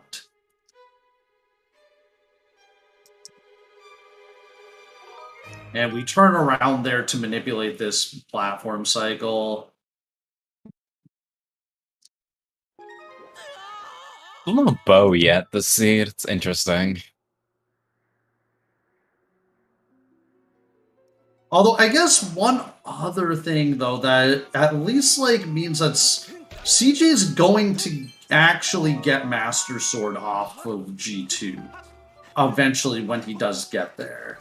Esme still does have to get her Master Sword, so, like, that's the one slight reprieve that CJ has. Also with the fact that Esme is still making some execution mistakes. It's interesting because there's definitely some things that Esme is doing really well, and then other things where Esme is just making some execution mistakes, so Yeah. We were in a voice call. She said that she hadn't practiced. She's been like away all week, so I mean, it makes sense. I think she's just a little rusty, but.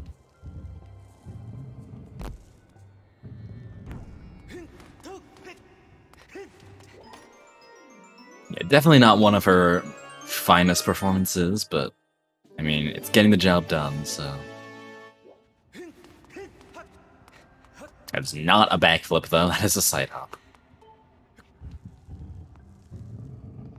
Actually, yeah, she's also not playing at home. I think she's out abroad. Oh, no. Atlas Alphos. Yeah, this is like... Esme's execution today has definitely been costing her a lot of time, but... It's probably not going to end up mattering too much in the end.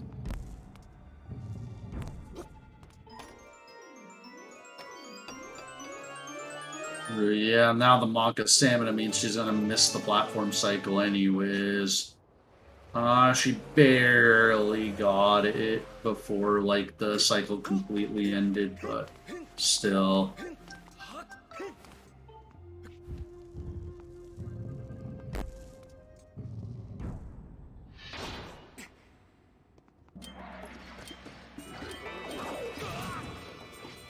Interesting backflip from CJ, got like a reverse cam.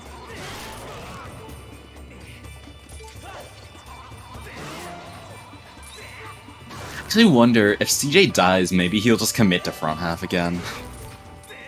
So if you're an Esme fan, you want CJ to survive. Now we need to find this freaking boss key in ET. You still don't know where that is?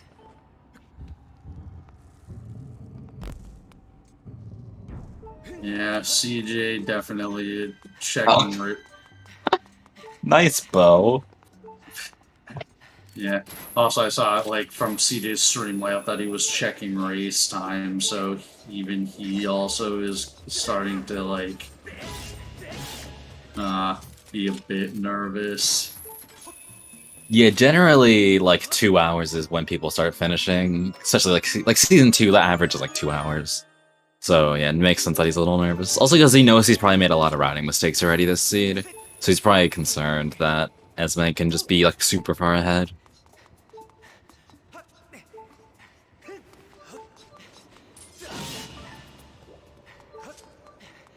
I don't know, I feel like 2 hours is a little on the low end. Maybe, I mean, I guess maybe for top runners, like, can probably get closer to 2 hours, but I feel like I've seen a lot of these races go to 2.5.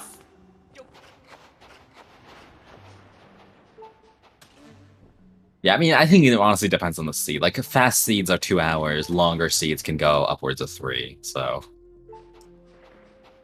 It really just depends on the seed. Yeah, 220s are probably the better average, yeah. Yeah, I think 220 makes sense from my experience. Esme with a very insulting piece of heart.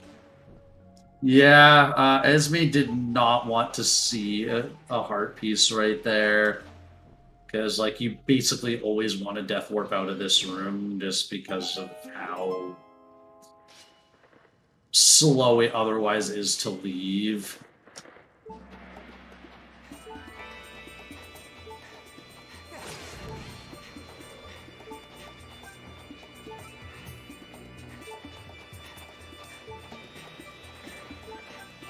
Yeah, I also think average time also depends on the settings. Like, open is generally a shorter setting, while something like Key Sanity usually goes a lot longer. Key Sanity or what else goes? Like EUD off can sometimes go longer. They're a sort of reward, so it kind of depends. Standard's actually fairly long, compared to all the others. Okay, Key Sanity can be longer. I'm gonna add a can to that. Sometimes it's shorter, sometimes it's longer. It's fairly variant.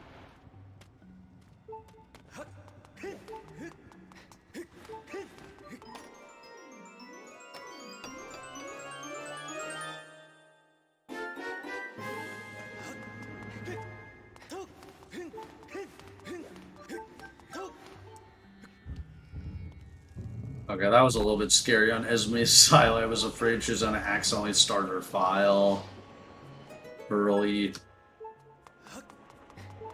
But she is fine. Doing this has been like a bit of a funky ET route, I'd say, which is the like not doing that. Like I think the general route is to do the Zalphos fight, do the RBM, then death warp at a map chest room. But she decided I think she like she RBM scummed it, but it just means that you have to do an extra death warp now. I usually do. I usually bit scum the map chest and then do the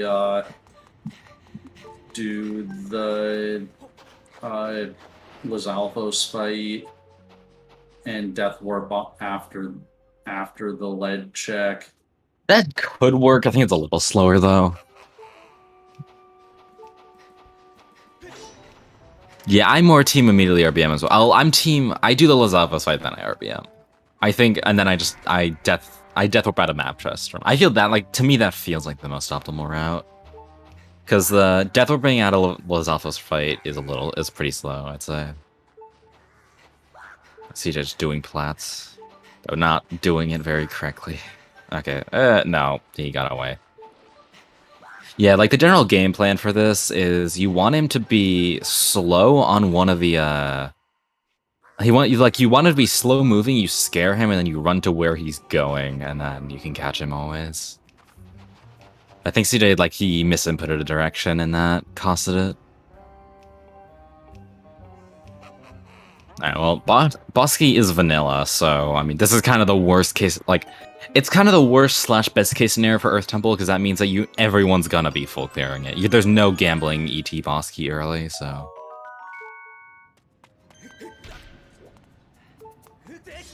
Wumbo weed. CJ did not reset the Wumbo weed, so thank you, CJ. CJ actually won the race. Yeah. Actually, neither runner decided to go backwards through the third small key door, and I'm pretty sure in both runner situations it would have been faster to do so. They might not be thinking about it though. That's what I have to guess. CJ just might not be. I mean, I didn't know that was a thing, so.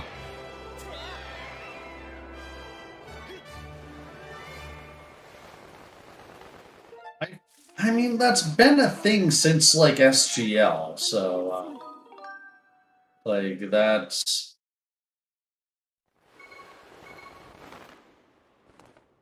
Well, CJ cleared, the first couple checks because he got all the way to 64-bit chess and then didn't have a small key to continue.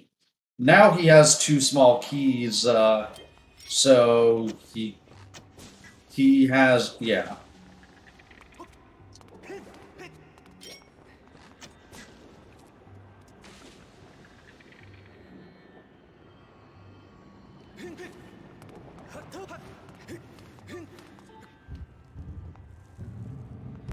Yeah, I mean, I think Esme will be done with Scaldera by the time CJ gets his Bombay.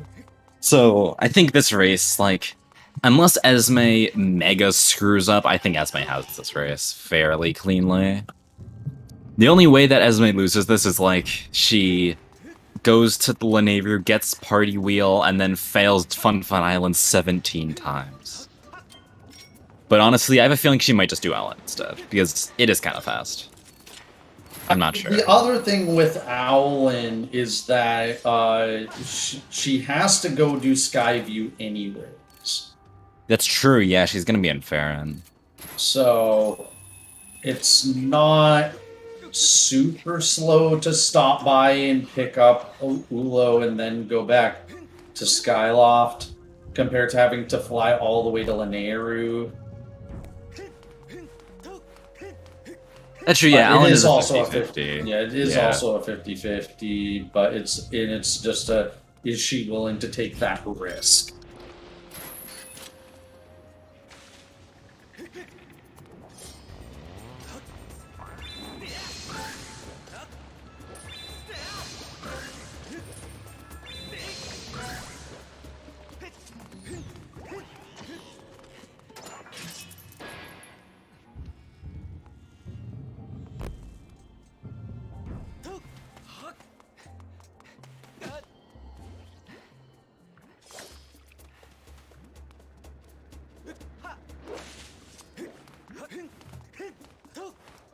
a stamina on Esme's end.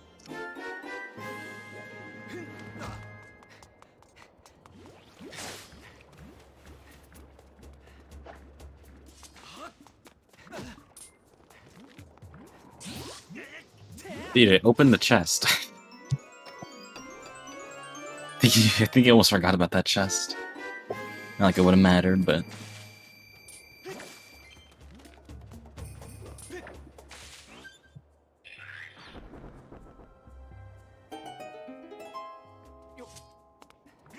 It feels like CJ like hit the frog's eyes with wait. CJ?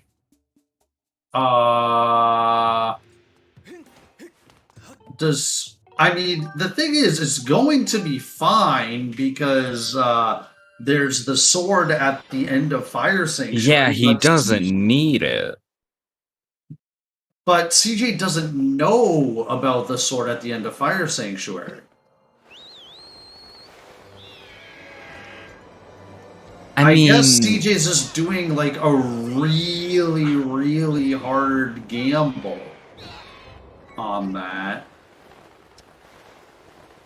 Yeah, no, that was... I mean, it's gonna be fine, but that's not a good play at all by CJ. No, that was... Yeah, he 100% forgot about the FS sots. Yeah, he did not. Like, because he should know that Bombay has to be there. I mean, the thing is, this gamble is going to put... Or if he does 64 gore about the sots hint, either way, it does put him back in this. No, I don't think it does. I mean, Esme has literally an entire Earth Temple ahead of CJ. I think Esme still has a very commanding lead. I don't think she's gonna lose it. Yeah. She knows she's in go mode. She already has 2 or 3 dungeons done. And Skyview's not gonna take her more than like 4 or 5 minutes. So.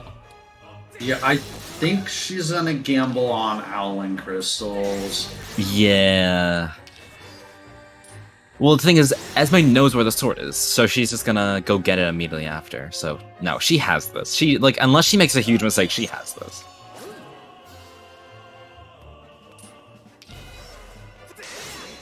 I mean, she should know where all her swords are at this point. She's not gonna go through any more of Skyview than she needs to. Yeah, she's gonna bit war. Because she knows where all the swords are.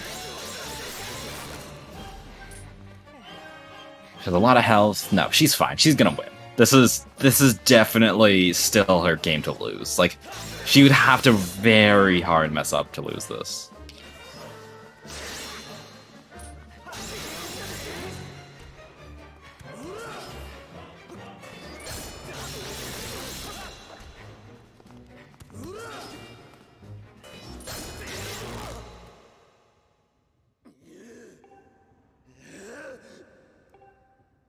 Yeah, CJ keeps toggling race time.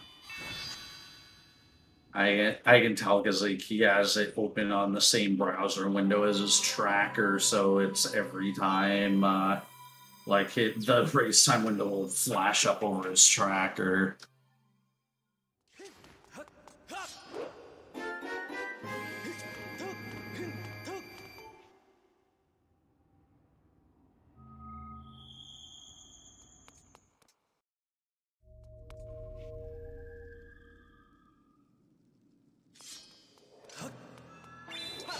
I mean, I'll usually look over at the race timer occasionally, but like it's just like I have just the live split window open, so okay. So that is CJ locking into his last sword. Now he just has to do he has to full clear Earth Temple with Bombless Scaldera.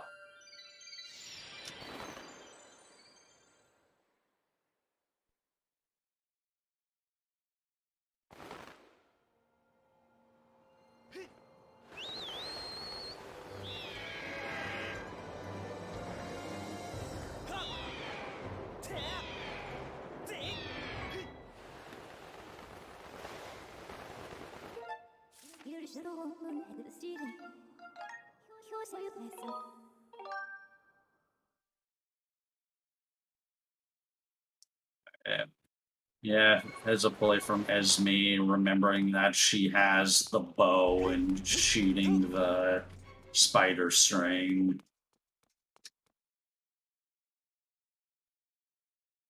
Yeah, Bo is an ET. Yeah, generally it's a good idea to close race him just to minimize the stress of endgame, but it's a two-way street because then all the stress is on when you hit done and then you have to look at it.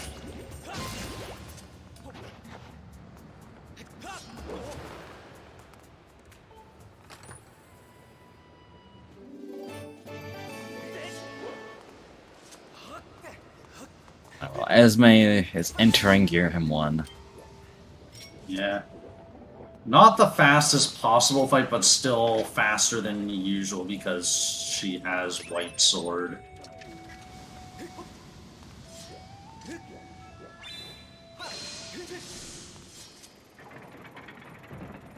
I mean, it doesn't really matter too much, though. White Sword is still fairly fast. Well, you don't have Goddess Sword, it's fine. Goddess Sword is nasty.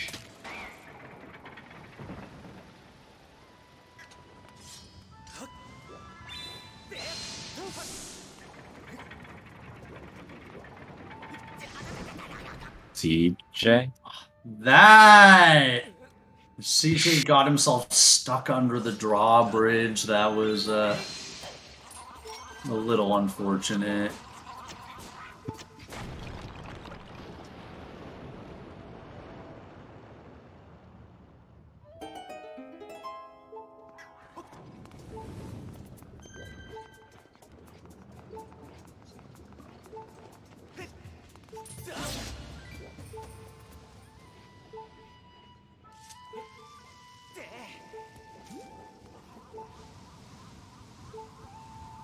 Beacons, that's why you don't skip the cutscene.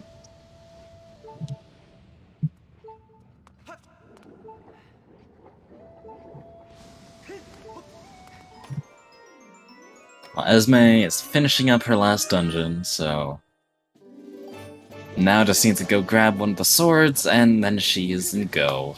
So yeah, I mean, at this point, I think the thing that can really just still technically decide this race would be, like, if it's Fun Island minigame. I don't think she'll do that, though. I have a feeling she's just gonna go to Alan immediately here. She's already in Farron, so it's just better pathing-wise. You grab Ulu, if it's nothing, then you go to Laneru. Yeah, she's not rolling, so yeah, no, she's definitely... And this will work out great for her, because this is just strictly faster in this case.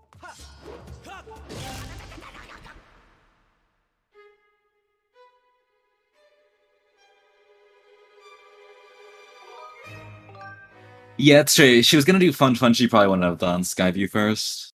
She would have done that and then done it, so she has the Master Sword.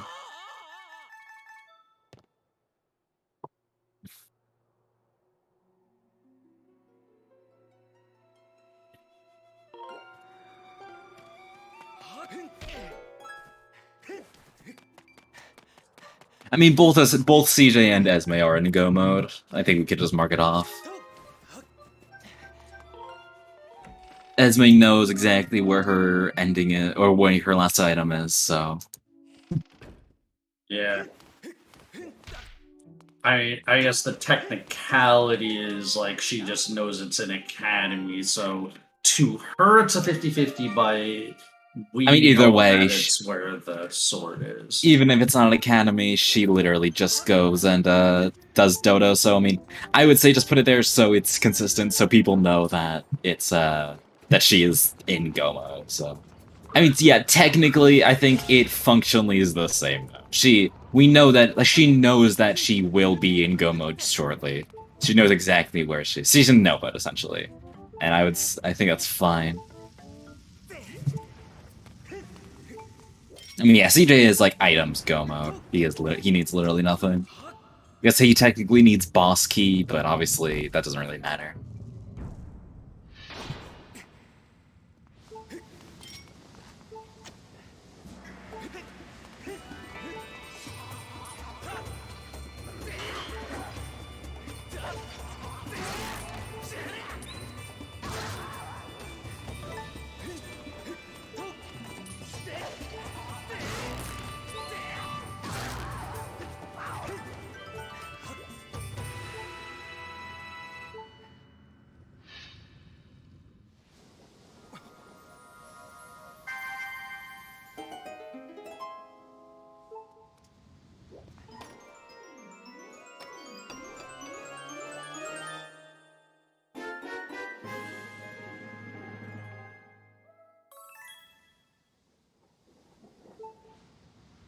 PJ literally just wrote on stream layout, FS's sots, bombs are on magma bits, he just realized.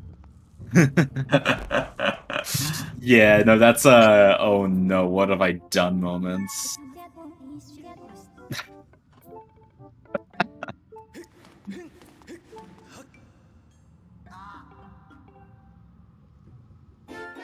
Yeah, I think it's one of those things where, like, sometimes in a race, like, when you're, like, this close to go mode, it can, like, keeping track of all your sots and path hints and everything can be a little bit difficult. Oh yeah, CJ can get this with Heedle. That is the sword for Esme, and that is the go mode for Esme. She is now all done.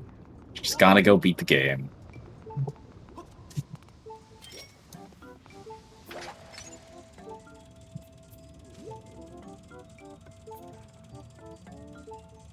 And so yeah, this will be a Esme victory.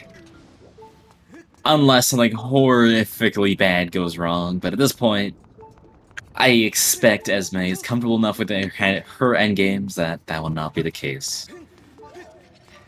So... yeah, and CJ does also have to do Bombflower Sculptera, so he's gonna lose some time to that. He still has to go through all of ET. He has, I think he still has RPMs to do, so... yeah, this race is all but decided.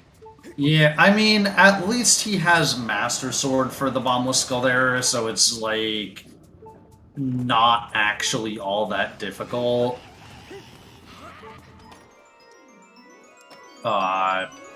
Compared to if you have, like, any lower sword.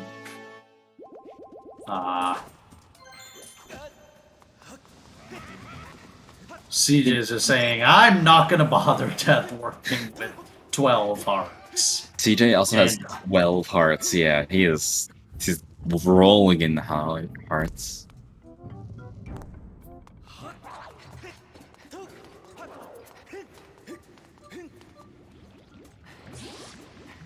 I mean, Esme... so and he's like... gonna death warp anyways.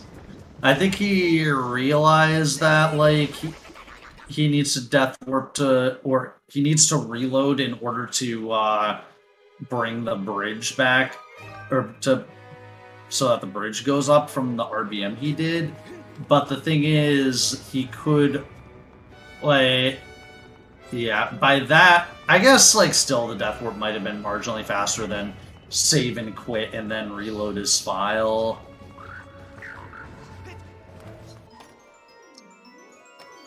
Esme is entering the Horde. Yeah, CJ will probably be around Horde by the time Esme is finished. Depending on how Esme's Horde goes, though. But yeah, so I think in general, like, this seed, CJ ended up clearing a lot more checks than Esme did. It's just that Esme, like, Esme basically skipped all of Lanayru, which was the biggest thing. No Sansi, not much of Desert, really, either.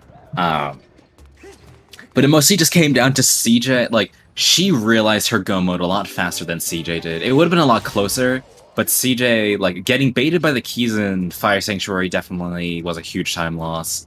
And then just Esme knowing that she was in go mode so much earlier, and knowing, like, I mean, to be fair, it didn't really matter, and it didn't end up mattering too much, but she just knew when she was done, so... Yeah, Esme taking a couple hits on the first barrier, though. And we talk about nerves, like, those could still be a factor. We'll have to see how this sword skip goes. Very nice. Okay, so yeah, I think it's all... now that Esme got horde skip, I think this is all she wrote. Well, Esme could do Goob, and then do Goob a second time, then do Goob a third time. And then maybe CJ could catch up. Or the Stalfos could just really troll her. She doesn't have fairy, so I think she'll be fine. Yeah, I mean, even with this, she has a lot of health still, so... I mean, Death to Horde could get close to equalizing this, but... Yeah. I mean, it's like flashbacks to my racing as me, where I died to Horde, and that wound up being very, very unfortunate.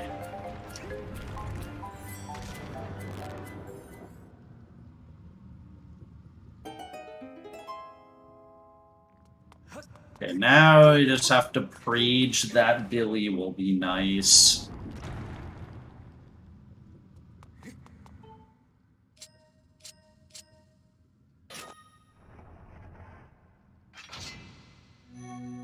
Oh, that's really unfortunate that the heart pickup text, well, the heart's nice to get, the pickup text, interrupted her, like, Skyward Strike charge. Also, Esme chopping Zelda in half. Rip Zelda.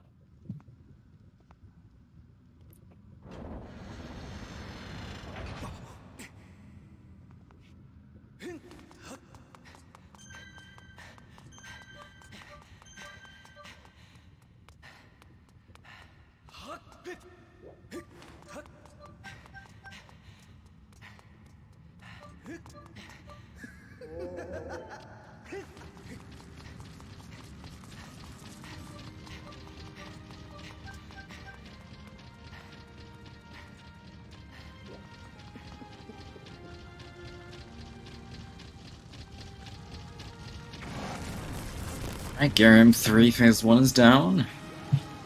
Time for the next two phases. She does have a shield, so it'll be slightly faster.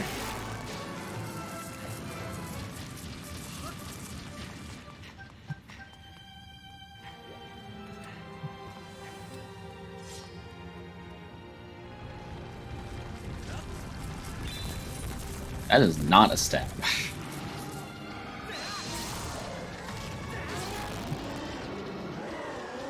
Ah, she's a little too close. Yeah, this is going a little scuffed. Sometimes the Skyward stabs can just not work. It can be some kind of frustrating. Yeah, like stabbing can be like this sometimes. Alright, well, getting it. You wretched brat.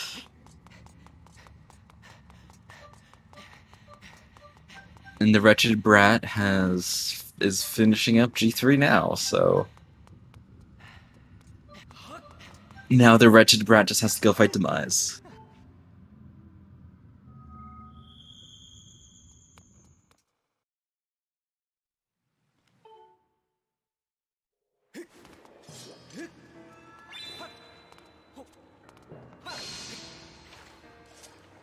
DJ missing the Skyward Strike.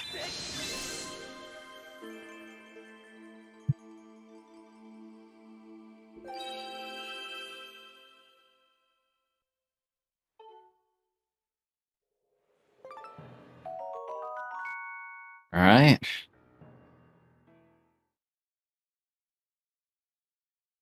Alright, the wretched brat has had a clean Demise fight so far.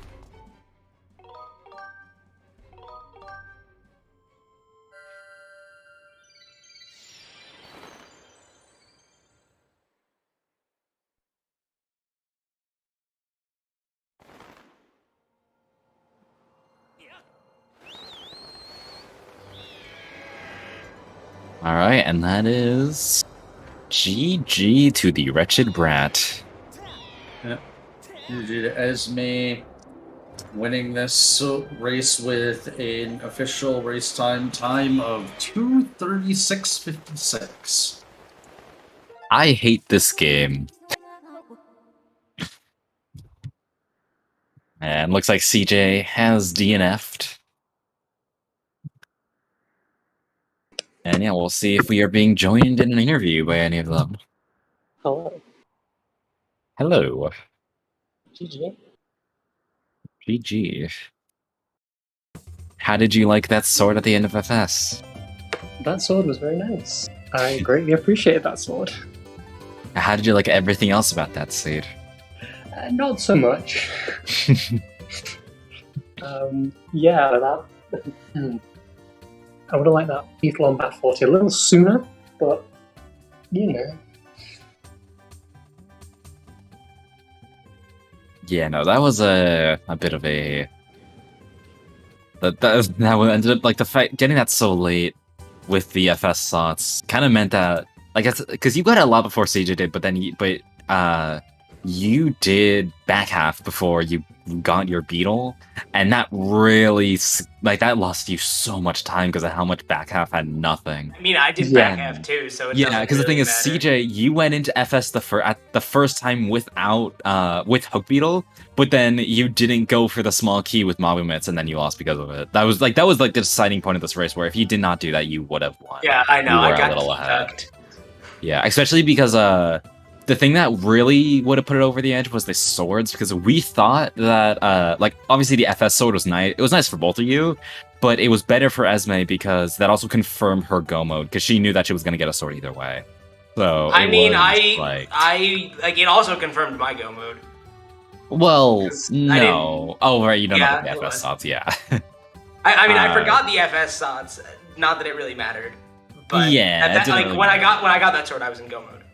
Yeah, but Because we I were didn't need thinking, like, when you got that, you got really lucky because if the sword was not there, then you would have like lost that even worse. Because you like if the sword wasn't there, then and it was on Dodo, and you just skipped bomb bag. I did realize where bomb bag was, so if I didn't get anything in our temple, I would have gone and got. Okay, yeah, that would have been slow though. So Hence, you know, the I am stupid on my layout.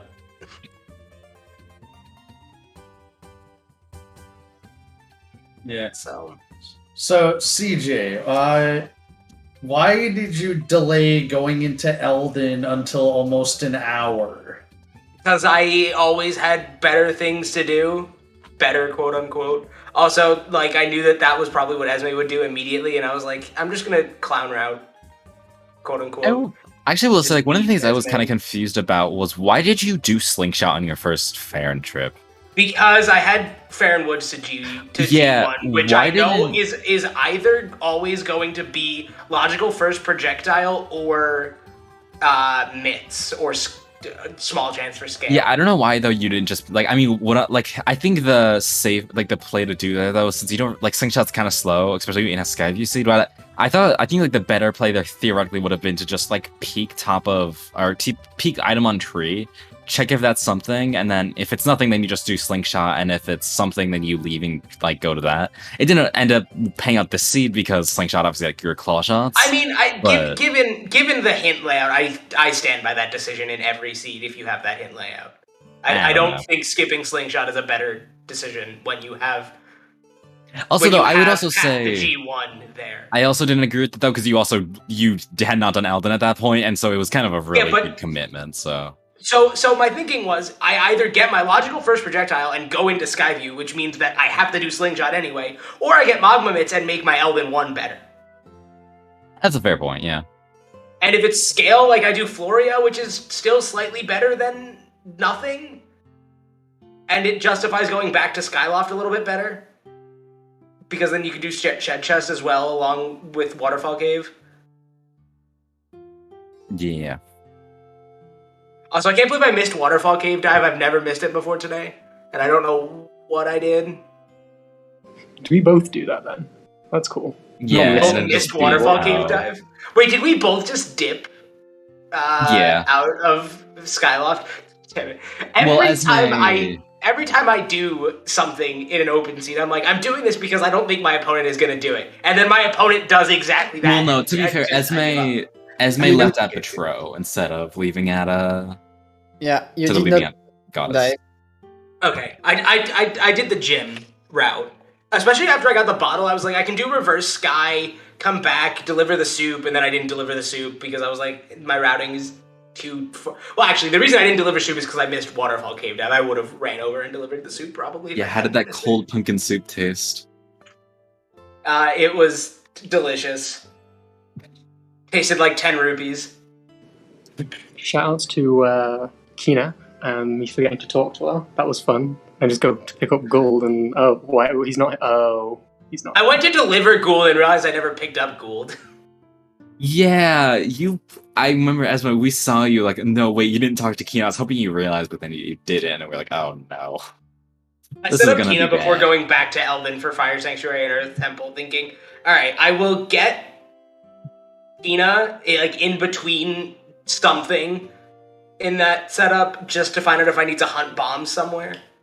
Yeah, the other thing that actually kind of hurt you a lot, CJ, was you didn't, like, because the thing is, you not rushing FS because the SOTs, if you rushed FS because the SOTs, you probably could have, I don't know if you would have won this race, but you would have been a lot Because I didn't have closer. Hook Beetle when I was in Elden the second time. No, I mean, after getting Hook Beetle, after getting Hook Beetle, you went to Thunderhead and did Bug Heaven and the Jin's Oh Power yeah, I Attack. forgot about that. If you didn't do that, this race would have been a lot closer.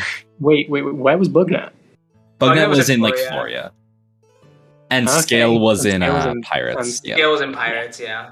I had to be in Zanzi. Yeah, so like that I was was actually starting to get concerned at some point that we had like a weird Samsey Sots chain with Scale to Whip to something into Skippers.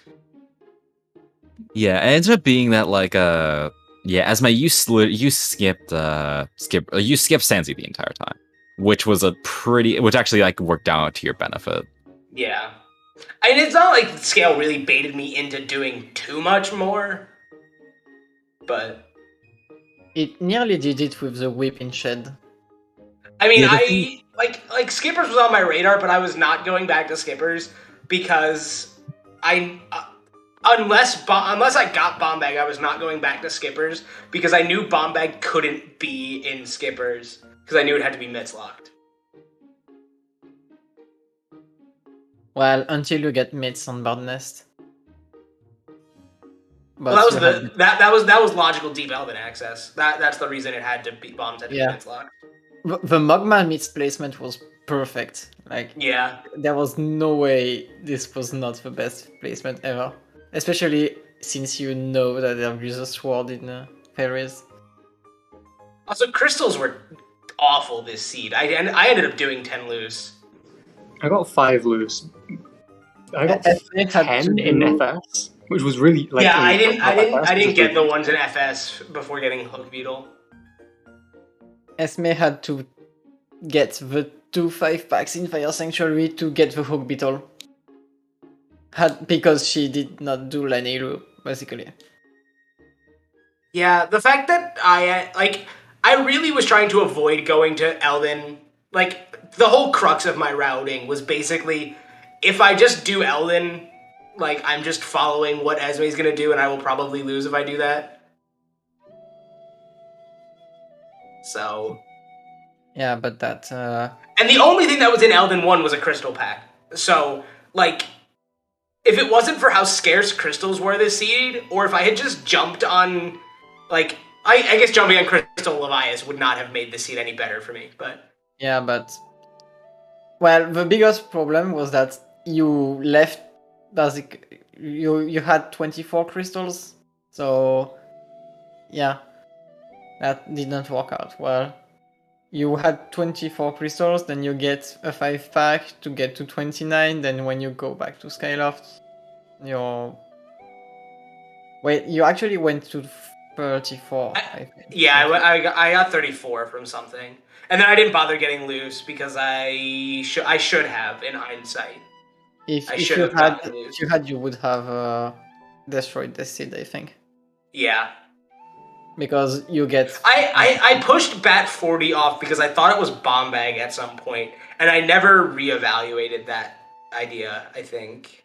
Yeah.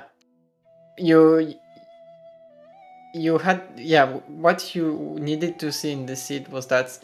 Gust Bellows, you think it's the source, and you think Bomb Bag is still on 40 at this point, but then you get Digging Mitts, and when you get Digging Mitts Bellows locked, you have to realize that it's the Scald. I guess the problem is that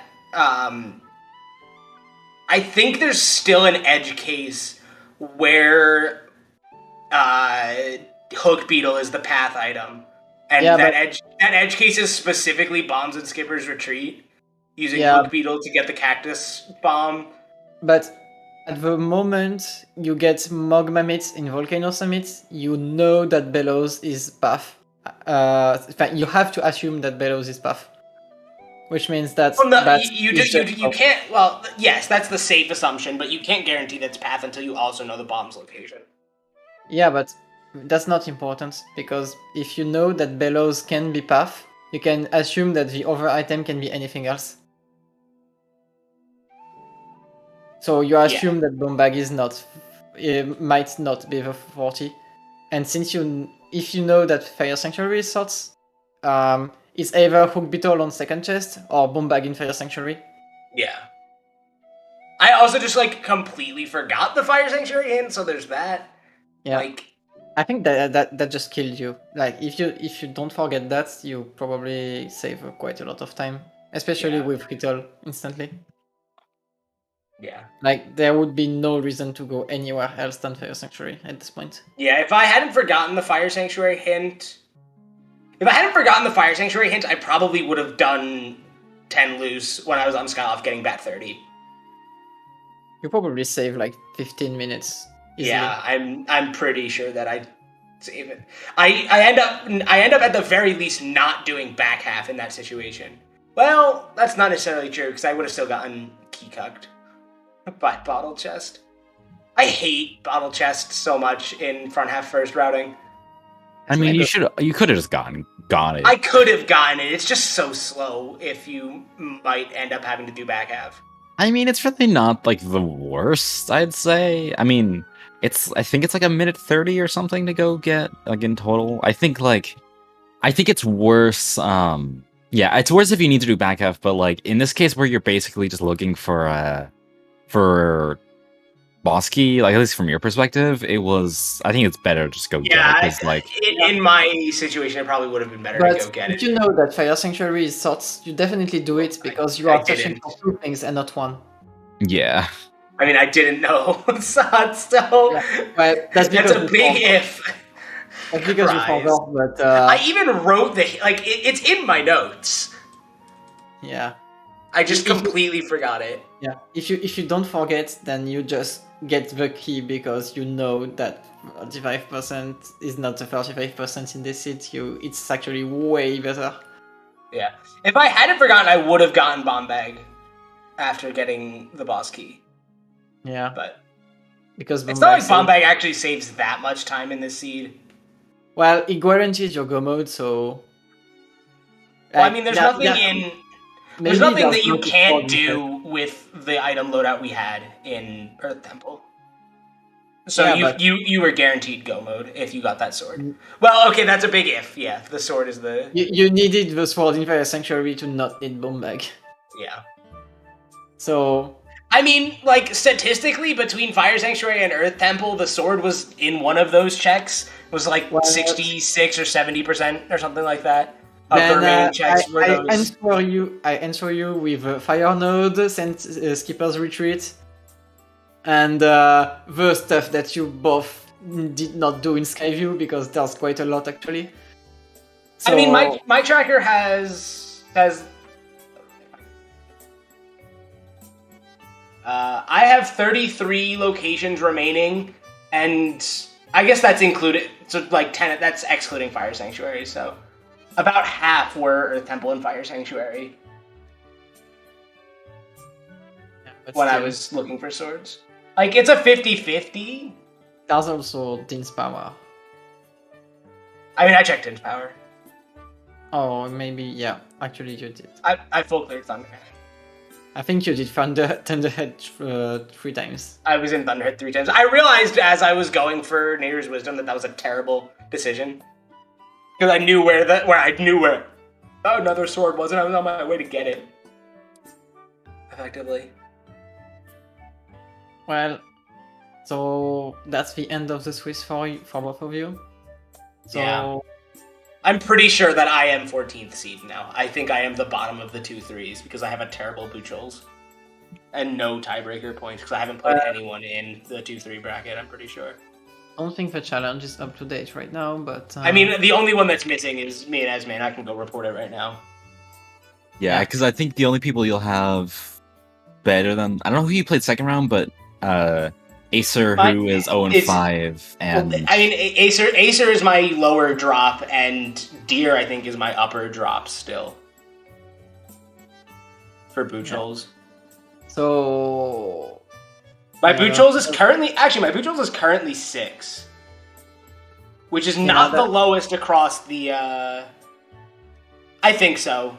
I think if Floha wins, he's gonna be lower than you, and same goes for Zelds. Whoever makes it out of that elimination. okay, you're actually. I mean, it's 11th gonna right depend now. on Buchholz exclusively. Yeah, I'm but pretty sure. you're actually 11th right now. You're better than most 2-3. That is oh, I have a tiebreaker point. Okay, that changes everything. Yeah. Who do I have? J-Dude is 2-3, and I have a tiebreaker point against him. Yeah. This Okay. is why. So you're actually pretty high. Okay, that's not actually as bad as I thought it was. I forgot that J-Dude was 2-3, which means that I get a tiebreaker point, which immediately puts me to the upper half of the 2-3s. And Yeah, see- and what this Yeah. also means is this match actually affected me because this means I'm 3rd seed, not 2nd. Yeah, because Yal gets the Buchholz Y'all bonus gets the extra from point Esme. instead of I get the extra point. So Yeah. from in some perspectives, I wanted you to win this match. I but think in some that's other- assuming you wanted to be the 2 seed. Yeah, the other thing is I know I can also if BCats wins now, then I'm 4th seed, then I play him in semis, which is probably the preferred enemy against Jim or Yao, I'd say. Yeah. It's really interesting how the Swiss has shook out in the end. Yeah, BCats is like the big outlier here where he can still get 1 seed, which is kind of crazy. yeah, Vegas can get 1 seed, which put Jim 2nd seed and Yal 3rd seed. Or Jim just wins and basically the ranking stays the same. Yeah, if Jim wins, we have a 5-0, and I think everything stays the same. Some people might shift around in their groupings because of Buchholz, but... Is Jim Battlecats the only match that hasn't been played? And Zelda vs Floha. Right, yeah.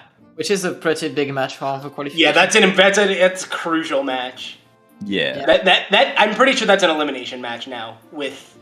It So- might be. It depends on if there's a tiebreaker match. Actually, wait. I think 'Cause there's only 1-4 possible. Oh wait, no, yeah, no, you're right. No, Wait, you're right. there yeah. is not a 1-4. Yeah, there's not Yeah. any other. Okay, so other yeah, no, 1-4s. that's So a yeah, straight elimination. Yeah. that is now a straight elimination match. Mirage has a bye, so he's 1-4. Oh yeah, that's right. He will be 1-4.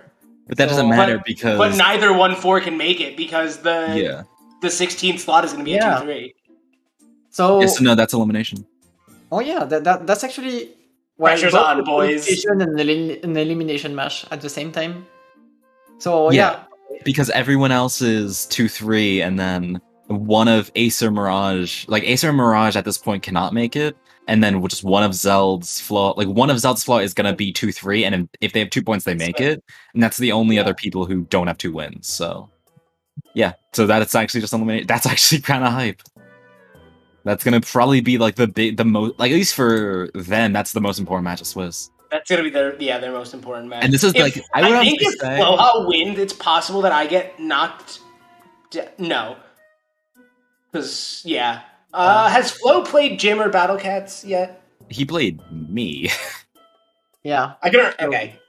Yeah. So as long as Flo hasn't played them, he does not unseed me by winning. Because Flo Flo is has- of the two. Flo Flo has has a a tiebreaker point. tiebreaker point. Yeah, Flo has a tiebreaker point too, so Yeah. But I have a higher He's controls. Yeah, he's so- if he wins, he's probably one of the highest ranked. So But he Floha, I think if Has- Flo wins, he is the 13th seed. 13, yeah. no, Pack's ahead of him because Pack has a head-to-head over Floha, so he'd be 14. Oh, No, true. Flo Pac has would the get, tiebreak- that's no, really Flo interesting has because the Pac would tiebreaker gain a point. tiebreak point if Flo wins. Oh yeah, so he might be a little higher. Then he's gonna be lower than you because Buchholz, but I mean, it depends on. Yeah. Well, tiebreak points Okay, so- take priority over Buchholz. I'm Yeah, but pretty sure. Pac doesn't have any tiebreak points, so that would put Pac and Flo at both a tiebreak point each. Okay. But for today, that's it for the restream. So GG's to both of our runners for today, and thanks to 64-bit Link and Jasnix for being on commentary today. Also, big thanks to Muzu for tracking with me. We kinda clowned with tracking, but it worked out. It's fine because I clowned my routing too. So yeah, tomorrow, like we said, two big races. The last qualification match and elimination match for brackets between Flora and Zelt. And the Seed 1 match between Gymnast and Battle Cats. So yeah, thanks everyone, and see you later. Bye. Bye. Bye. Bye.